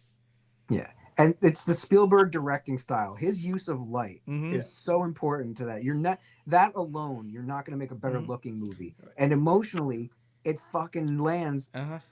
on every point. So why would you even try? He was so JJ. good of telling the story from a child's point of view. JJ tried to do it kind of. Well, JJ put a spin on it with 8mm. Yeah. Number 4 is Taxi Driver. That's such of the time. He doesn't Yeah. make it. Well, they tried to do it. They tried to remake it Yeah, with I know. Joaquin. Yeah. And it almost kind of worked. Ish. Elements of it worked, and then they sequelized it. And well, let's move on to the next one. Number 3, The Princess Bride. Fucking No. do not even contemplate touching that. You know what you can do? You can make a Broadway play, make a musical. That's all I'll allow. Anyone talks about I remaking. like all these script readings of The Princess Bride that are out there that you can watch, Mm. where it's a bunch of different actors taking on the roles. I enjoy that. You know, I've heard a concept, and I don't think they'll ever make it because Fred Savage is completely in Dutch right now. He is persona non grata. Yeah. Someone threw out the idea that you have him telling the story to his grandkid, Yeah. and you recast it, but you don't make it the exact same movie. You keep characters the way they are, and you keep similar plot beats, but you change enough about it that it works. I'd love to see that, but only because it's a continuation of the first That one. would be more of a sequel. It would be a weird sequel Yeah. reboot thing. Yeah. Yeah. Number 2 is Goodfellas. Oh, they already did that. It's called My Blue Heaven. Yo, I fucking love My Blue Heaven, bro. I didn't realize that was one of those Deep Impact Armageddon moments till someone brought it up. That they came out at the same time. Pretty much the same year. Yeah. Yeah. Which reminds me, we should show James Goodfellas. He's about there. I was that age when I saw it. Yeah, because I was actually younger. I don't think it's. He's seen worse. Yeah. Seen It's just the fucking uber violent. Just the. It's not even that violent. He's seen far more violent. Yeah. It's the Dude, he's shoebox. watched all the fucking John Wick films. Oh, Yeah. Yeah. I mean, there's nothing that happens in this that's any more violent. No, than if a you John want more Wick violent, watch Casino. Even then. Yeah. I mean, the Vice scene. The Vice sure, scene. the Vice scene. That's what I'm talking about. Or Yeah. Joe Pesci's death. Yeah. End That is scene? brutal. But Yeah. the vast majority of the movie isn't nearly as brutal as watching John Wick go around and just headshot 100 motherfuckers. He's watched Saw too. So Oh, he's watched. Well, yeah. So the first one's not that bad. he's seen the second one. That's where it starts to crank up. If you Reverse- watch that needle scene, you could watch anything. Yeah, Reverse Bear Trap. Yeah. So yeah, like He's ready. yeah, And not to mention that's more nuanced too. It's a great story. yes. Mhm. Some funny shit in that one too. And Goodfellas? Yeah. Yeah. Yeah. Yeah. Pesci just Yeah. fucking with The- everybody. The how am I funny scene. I'm a comedian Did, scene. Like, yeah. did you How Am I watch Funny? that whole And- thing? And Prison. Oh, the prison scene's oh, great. the prison scene. Yeah, Fucking the prison prison scene. scene where they're just like fucking making Sunday gravy. That movie to me should be the third movie you show a kid after Requiem for a Dream Yeah. and Train Spotting so they don't get into drugs. Yep, there you go. Well, Requiem. Yeah, like Requiem. Ugh. Actually, you should start with Goodfellas Yes, and be like, all right, yeah. you made it through Yeah. that End one? with Requiem. Yeah, all right, let's watch Train Spotting. You're never going to Scotland, you're never doing heroin. Yeah. And then you end with Requiem, you're never going to Coney Island and you're never doing You heroin. never do anything. Every drug in that. Nope. Just nope. Fucking. Maybe the weed. It's always I- funny when I was young and when I was in my 20s watching it. It's like, What you finish is with the cartoon All Stars. Ugh. you don't start there, you don't prime the pump. No, you don't start there. That's where you end. You like every fictional character you've ever loved just told you don't do drugs. Yeah. It worked for me. All right, maybe not so much with weed, but That was not a drug. Marijuana's not a drug. Yeah. You ever suck Listen a to the dick for Skids. marijuana? Mhm. the list is number one. I just rewatched Half Baked. That fucking holds up. It does. Half Baked is incredible. What was that number one? Schindler's. Schindler's? Oh, like, Yeah, no. come on. No. This is an obvious list Yeah. to me. Yeah, Yeah. No. Yeah. Just no.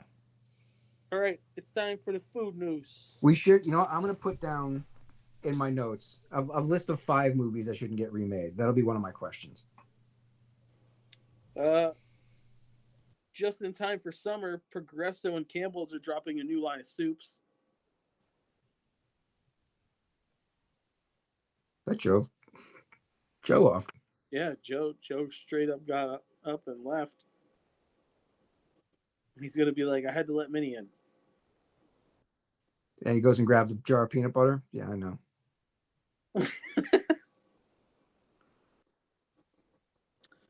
So they have Progresso Pitmaster soups, Doing barbecue soups? apparently. Smokehouse style grilled chicken and potato with roasted vegetables. Sausage and beer cheese with potatoes. Barbecue style grilled chicken and fire roasted corn. And hearty smokehouse style steak, potato, and roasted veggie. So Oh, that's barbecue soups, and then Campbell's was like buffalo style chicken mac soup, chili dog mac soup, spicy sausage soup, and beefy mac soup. Because nothing screams blazing hot temperatures like a can of fucking soup. Over at the Target,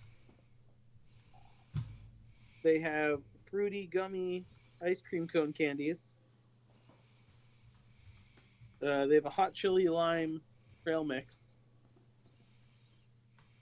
They're getting into the peelable gummy game, and they have mangoes and bananas. Peanut butter and jelly cone tips. yeah, it's not for And me. they have 2 new spreads. They have a cookies and cream spread. That's probably pretty fucking good on some pancakes. Oh, I love all of that. And a cocoa and popcorn spread. So it's chocolate covered popcorn flavored spread, which also sounds incredible on pancakes. Yeah, all of this could go really, really well with some kind of fluffy breakfast food. Yeah. Oreo has yet again amazed everyone with the new flavor coming. Chocolate covered pretzel Oreos. It is chocolate flavored cream and a pretzel flavored cookie topped with Ooh. specks of salt. Damn.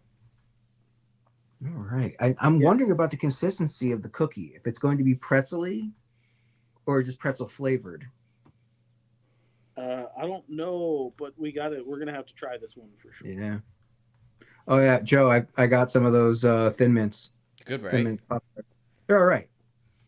Actually, I forgot to do them as a review. I don't think they were as good an amalgam as they were hoping for. They're not bad. They're not too ganache. And that's Really? what it me. Yeah, I haven't toasted them though, so I have one box left. I'll bring them over next time I come over. Burger King has frosty or ices with nerds. You get frozen strawberry or frozen blue raz topped with a shit ton of nerds. Lay's has a Thai style red curry chip coming out. And Quaker is dropping a snickerdoodle cookie dough chewy granola bar.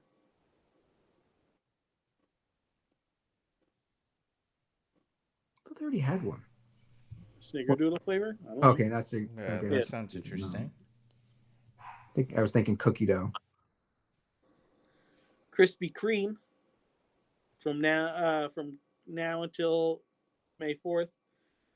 We'll have a strawberry infusion lemonade, a s'mores specialty latte, a cookies and cream cheesecake donut, a strawberry dream cheesecake donut, and a caramel delight cheesecake donut. I will fuck up that cheesecake donut. Any of the cheesecake donuts. Chips Ahoy has new chewy ice cream sandwich inspired Chips Ahoy. Inspired? Yes, it's got a vanilla ice cream filling with the soft and chewy chocolate cookie exterior. Ooh. Room temperature ice cream sandwiches. Yeah. This is built right for me. They quote, "These are now available at Costco. I will let you know on Friday because if they have them, I'm buying a fucking box. But High Chew Ice Pops are now available.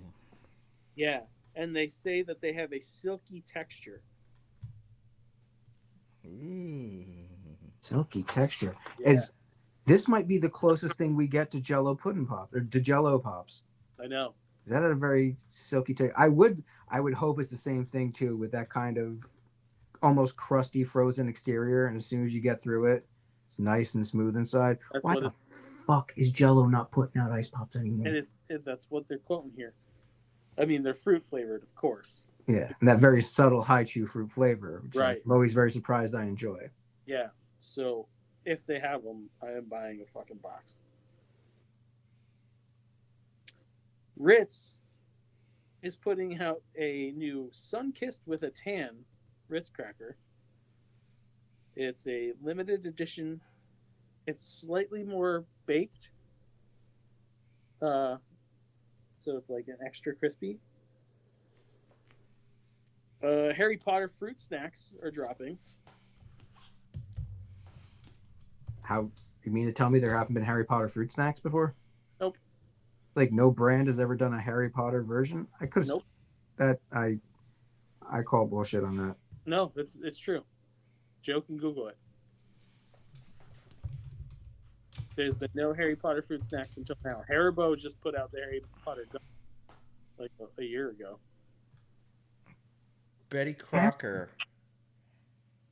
did them. When? Hold on. Yeah, I found that really unbelievable. Was it Kyle? Hey, join just in time for food news. Oh, cool. Midway Cool. through food news. So what I love about my life is the timing aspect of it. We're talking about Harry Potter fruit snacks. Oh, okay. I would assume that Mike and Joe both over the moon about it. Yes. See, I'm shocked that there's never been a Harry Potter version of fruit snack. I'm not gonna say I've seen them, but like, how could there not have They're been? exclusive to Walmart. The Betty Crocker ones. Yes. Oh, okay. That's what these are. Oh, and then Are they? the Haribos? And the Haribos were gummies. I had them. They're pretty good. And So Joe, are they based on the movies? I No. don't know. So with the Sorting Hat, Uh, the 4 house emblems, and the golden snitch. Oh, No lightning bolt? No. Odd. what the hell are these? Oh, those are gummy Bugles, candies. Salt and Vinegar is joining the lineup of Bugles. Ew. And Haribo is dropping new tropical gold bears. Hmm. Double chocolate cookie crisp is back. Cookie crisp. How can you fit more chocolate chips on a cookie crisp? You make the cookie chocolate. That makes sense. That's the double part. I always figured double would be just more of one thing, but no, make the whole fucker. Exclusively at 7-Eleven, you can get Cherry Slurpee flavored almonds by Blue Diamond. That's just another sign of the fall of Western society. And an update on the Pop-Tarts ice cream and the announcement of a new line of Pop-Tart ice cream novelties. In June, you will be able to get frosted strawberry, frosted brown sugar, cinnamon, and frosted s'mores pints of ice cream. I can tell you that the Frosted Flakes and Fruit Loops ice cream, along with the Eggo waffle ice cream, has been great. But the bastards did it. Pop-Tarts ice cream sandwiches will be dropping in June. Yeah, that's right. Why wouldn't you? Now, Ice cream betwixt 2 Pop-Tarts in frosted strawberry, frosted brown sugar cinnamon, and frosted chocolate fudge. I mean, if you're gonna do it, those are the 3 to do. Right? Yeah. all wise choices. Now, my concern was that they were going to make some different shaped Pop-Tart thing No. and then stick the ice cream between it. No, it is legit. Legit 2 fucking Pop-Tarts with the ice cream in between it. They could have shot that bed, but they didn't, and I'm happy. Mm-hmm. You fucking stuck the landing right there. Mm-hmm. That's food news. I have a fair amount of douches. I want to, obviously, a lot of the things you're going to say, I will concur. There's one that just popped up. I don't know if it was a very recent twat or twaddle or X or whatever the fuck from Senator Lindsey Graham. I was excited to hear that President Trump is open to the idea of being the next pope. This would truly be a dark horse candidate, but I would ask the papal conclave and Catholic faithful to keep an open mind about this possibility. The first pope/U.S. president combination has many upsides. Watching for white smoke. Trump, MMX, whatever Roman numeral horseshit. They cannot be fucking serious. This has got to be a gag. They are very serious. I'm pretty sure you had to be a priest before you could be the pope, right? Like that's part of You the gotta you gotta be a member of the church. Yeah. Yeah. Yeah. Yeah. This is the worst episode of Black Mirror I've ever lived. How funny is it gonna be? Like, not funny, haha, funny like, dear Jesus. Um, when he is announced as the next pope. I will, if that were to happen, that would be the one that breaks me, and I would just go out into the fucking woods. You can't be like, oh, I'm gonna go to Canada. No, that is the sign the end times are coming. Yeah, Not even a biblical thing. There's nowhere to fucking go. Yeah, I'll just go out and like disappear in the fucking woods, like those Japanese people who are done with their lives. I'll create a murder wood.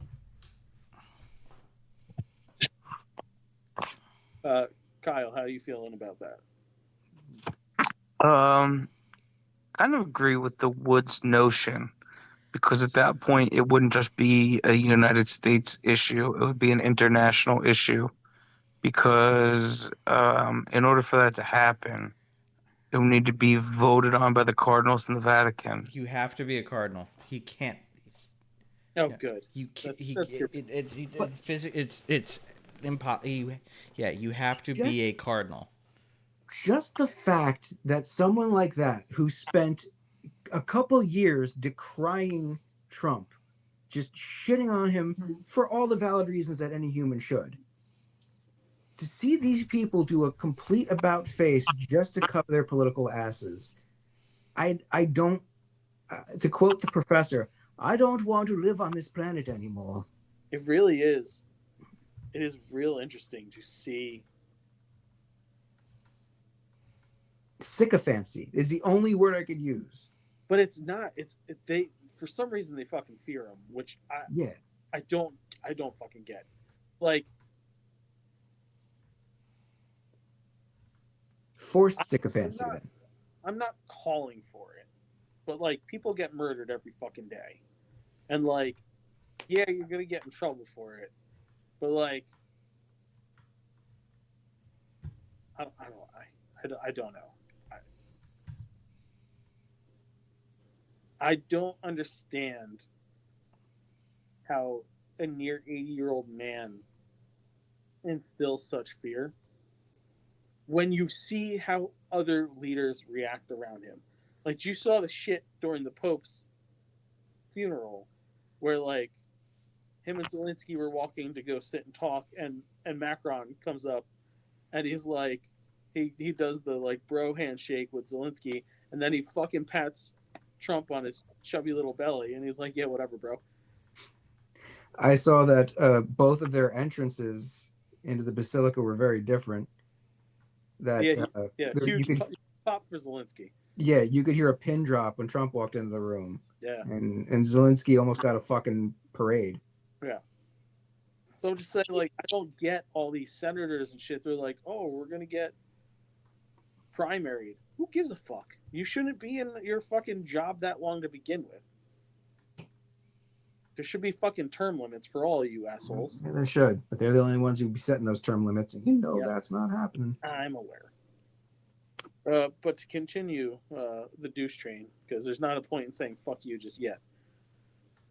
Milwaukee County Circuit Judge Hannah Dugan was arrested the other day by federal authorities and is being charged with felony counts of obstruction for her role in helping an undocumented immigrant avoid arrest after he appeared in a courtroom last week, officials confirmed. Arresting judges now. Mm-hmm. Now, what I've heard about this case, she may have done something illegal by getting this immigrant out of the courtroom the way she did, by literally trying to shield them. But it's nothing I'm against. It's not illegal because she has no... ICE has no jurisdiction within her fucking court.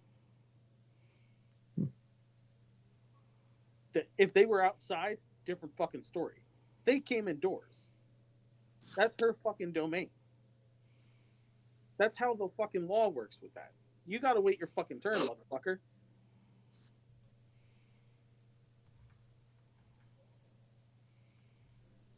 On top of that,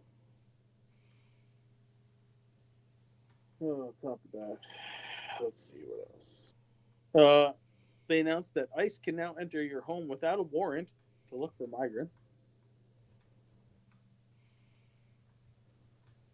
Yeah, that's draconian. Yeah. Literally goes against pretty much all the. Then, Most 3 important. U.S. citizens, ages 2, 4, and 7, were deported from Louisiana the other day. The 4-year-old with stage 4 cancer. Well, she was an MS-13 gang member, so this was a good call. It's not even funny to make fucking jokes about it anymore. This is fucking sickening.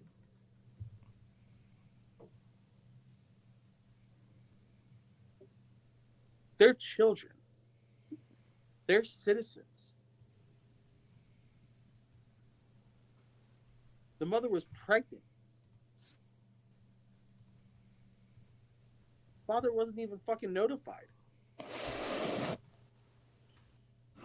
Kids.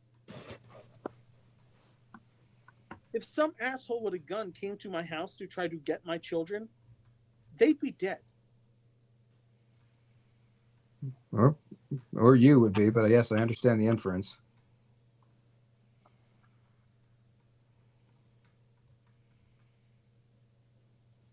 Let's see. Where else are we going with this?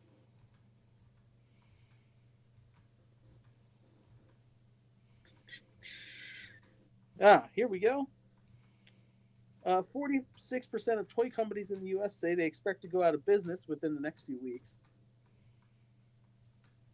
128,000 federal workers have lost their jobs in the last 60 days. 40% of cargo ships leaving China for the U.S. are empty.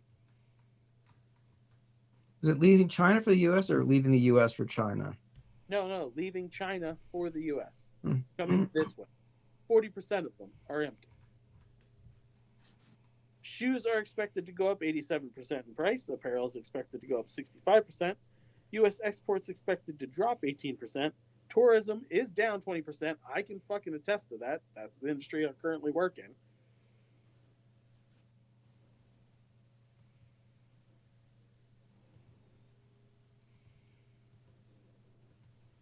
Let's see. What else? What else here? I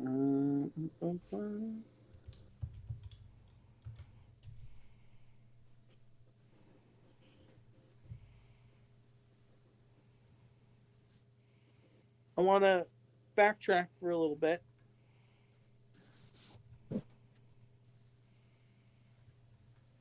Back to 2017. A post from Ivanka Trump at POTUS, her father, signed into law the Women, Peace, and Security, making the United States the first country in the world to enact WPS legislation. Today, I was proud to announce with female police cadets that Columbia will develop a WPS National Action Plan as part of our WPS partnership. Flash forward to today, where Pete, I'm so drunk / underqualified for this fucking job, Hegseth, was like, this morning I proudly ended the Women, Peace, and Security program inside the Department of Defense. WPS is yet another woke, divisive / social justice Biden initiative that overburdens our commander and troops, distracting from our core task, warfighting. WPS is a United Nations program pushed by feminist and left-wing activists. Politicians fawn over it, troops hate it. DoD will hereby executive the minimum of WPS required by statute and fight to end the program for our next budget. Good riddance, WPS. Someone missed the memo that that was his boss's program. Facts like that don't matter. Hey, man, it's fine as long as they keep dunking on the libs. Yeah, they're owning them. Fucking cannot handle this shit. So fuck them. Fuck everybody in the White House. All of them. Especially that cock juggling thunder cunt press secretary he's got. Yeah, getting tired of being in houses where her face is on. Yeah. And a special fuck you to Terrence Howard.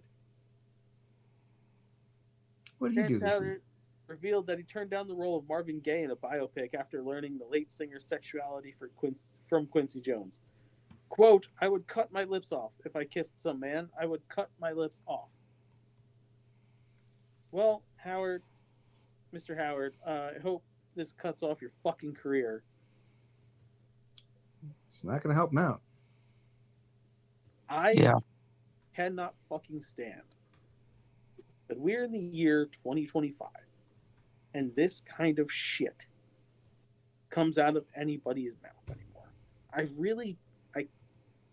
I have lost so much faith in fucking humanity.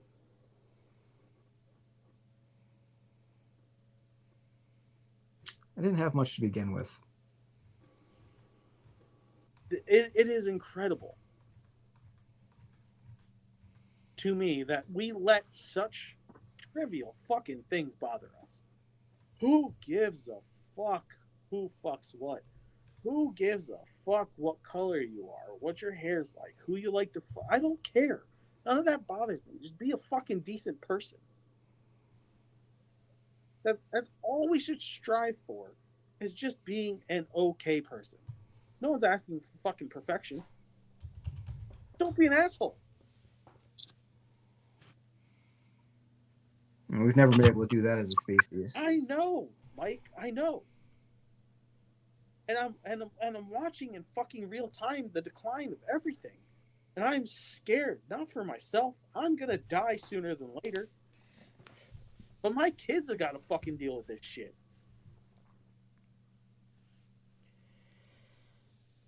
I am terrified about the world that Zach has to fucking grow up in right now. Terrified.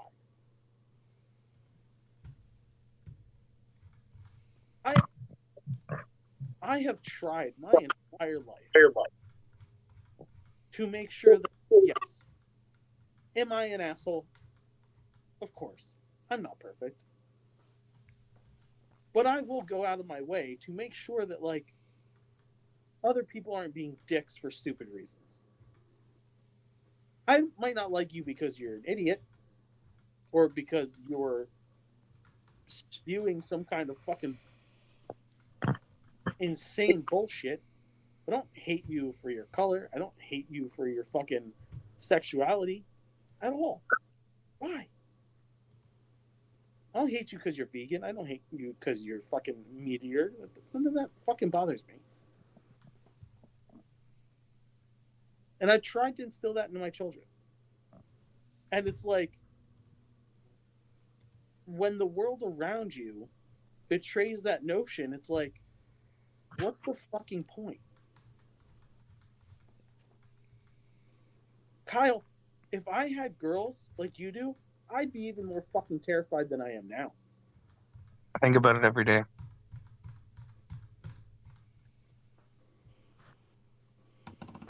And what's worse is I sit on a show with someone like Joe, who I know has opinions of this shit and just stays quiet. That might bother me worse than people like Terrence Howard being like, I cut my fucking lips off. We can't be voiceless anymore. It's not a fucking option.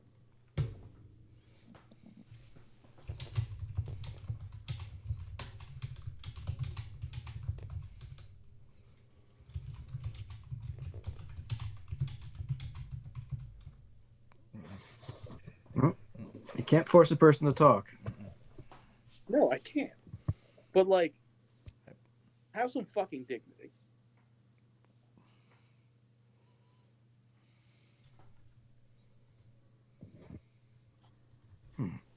All right, let's do some nerds then.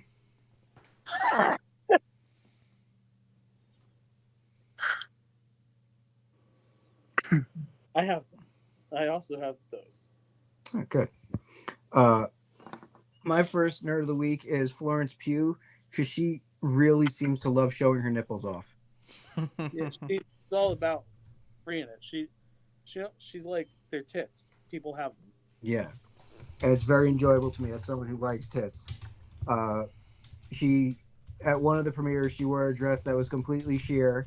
She might as well have been naked, I'm not complaining. She's very We've done it attractive. several times, and she's Yes. very open about it. Yes, and one of the recent Thunderbolts premieres, she wore a bustier that the only comparison I could make is, you remember the scene in Scrooged where they're having the debate over whether or not you see the dancer's nipples? Yeah, it's that kind of situation. And in this one, barely, you're almost seeing them. And yeah, she's lovely. She's quite lovely. So yeah, very very very nice for her. My other nerd of the week is Moby, who for releasing 500 of his tracks for free online. Some of them are MP3, some of them are Wave, but a good majority of them, a good chunk of them, are multi-track. So you can pull all the different elements off of it and use it, and they're completely free to use. There's only two caveats. They cannot be used to promote the use of animal meat or dairy products, which is like, all right, cool. If we want to use them for a movie or something, I'll try not to have any milk in that scene.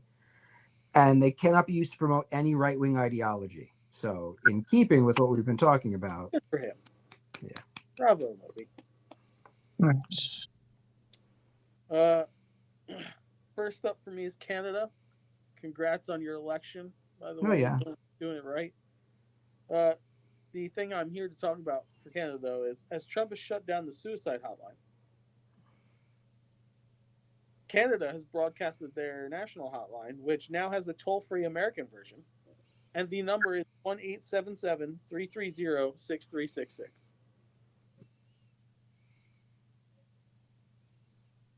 there significance to that, or we're throwing it out just to make sure people know? I'm doing due diligence here and promoting the fact that even though our government is trashy right now, another government will help you if you're having said issues.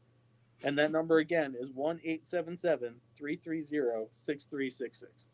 I just wasn't sure if they were also using the opportunity to, like, if you look at a keypad, does that spell out something fucked up towards Trump? Because that would be pretty cool too. No, on top of it, it's just being compassionate, fucking human. So bravo, Canada. Hey. Next up, China. Don't hear that one often. China was all like, he keeps talking about those talks we had. It never happened. That Veronica Vaughn. No, you didn't. We're going to get those tariffs done. No, you're not. No, you're not. You can understand how I could. I really can't. So bravo, China, for being like, fuck him. Also, what did they say that had me laughing? Yeah. So Chinese officials spilled the beans on Donald Trump's disastrous negotiating skills and reveal that he invents bargaining chips out of thin air, then backtracks as the U.S. braces for mass shortages from his tariffs. Quote, they make up bargaining chips out of thin air, bully and go back on their words, said Zhao Zhenzing, Deputy Director of China's National Development and Reform Commission. Zhao said that his harebrained MAGA approach to economic diplomacy makes everyone see one thing more and more clearly, that it is the so-called reciprocal tariffs severely go against historical trends and economic laws, impact international trade rules in order, and seriously impair the legitimate rights and interests of countries. Zhao further stated that China has been reducing its food and grain imports from the U.S. so that if and when a full stoppage of those imports comes, will not shock the nation's food supply. This decrease directly affects American exporters and further undermines our economy.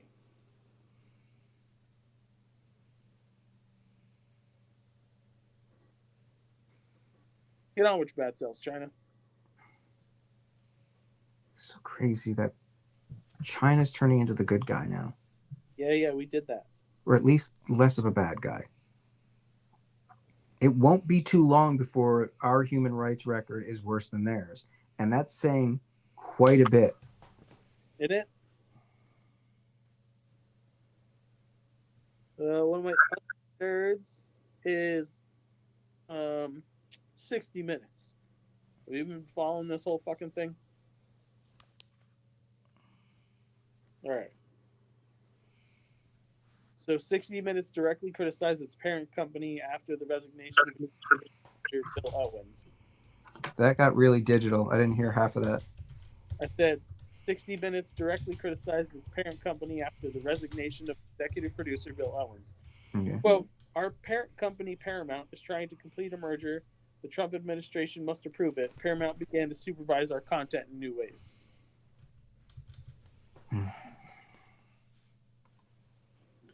So I'm glad that they put that out there. And the last bit of nerd I have here is something pretty hopeful. Scientists have created a powerful new chemotherapy drug, NUC-7738, by modifying cordyceps, a natural compound found in the Himalayan fungus traditionally used in Chinese medicine. Normally, cordycepin breaks down quickly in the body, limiting its cancer-fighting potential. To solve this, biotech company Nucana applied ProTide technology, chemically enhancing cordycepin to resist breakdown and penetrate cancer cells more effectively, boosting its potency by up to 40 times. Early lab experiments and phase 1 clinical trials have delivered promising results with minimal side effects. During phase 2 trials, combining NUC-7738 with pembrolizumab helped control disease progression in 75% of patients who had run out of other treatment options. Buoyed by these outcomes, Nucana plans to expand phase 2 trials in 2025 as in talks with the FDA about potential approval. That's good shit. As long as some mutation doesn't happen, it turns into the fucking Last of Us. Anytime any of these things are altered, it always gives me some pause. I can't be worse than what we're doing right now, Mike. Actually, could be, just in a different way.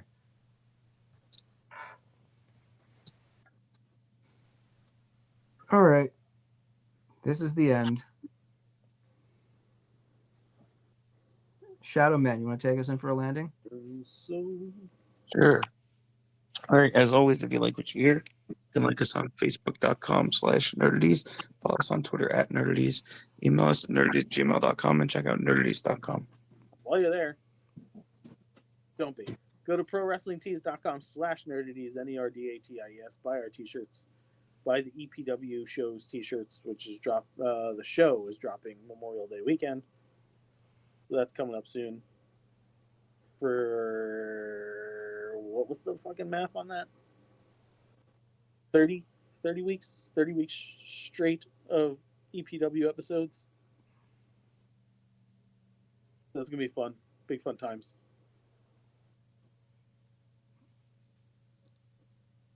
Check us Yeah, out. that's it. Check us out on youtube.com/nerdities. Be sure to like, share, and subscribe to all things Nerdities. Remember, season 2 of Nerdaties will be coming at some point. We also have our Halloween special, a Christmas special, and give us money now. Joe, Mm-hmm. I'm holding you to this. By next episode, next week, Mm-hmm. you're gonna read that goddamn script. I'll read it. I will read it. I promise you, I will read it. All right, that's a promise. 2 of us heard it. Mm-hmm. And the We're audience back heard at it. now. I don't know what kind of punishment we have, but we'll figure one out. We'll read it. It's not just going to be bags of Doritos, goddammit. The opinions of the Nerdies crew are idiotic and poorly thought out, but don't worry, next week to be far more insulting. Fuck bye. Fuck bye. Fuck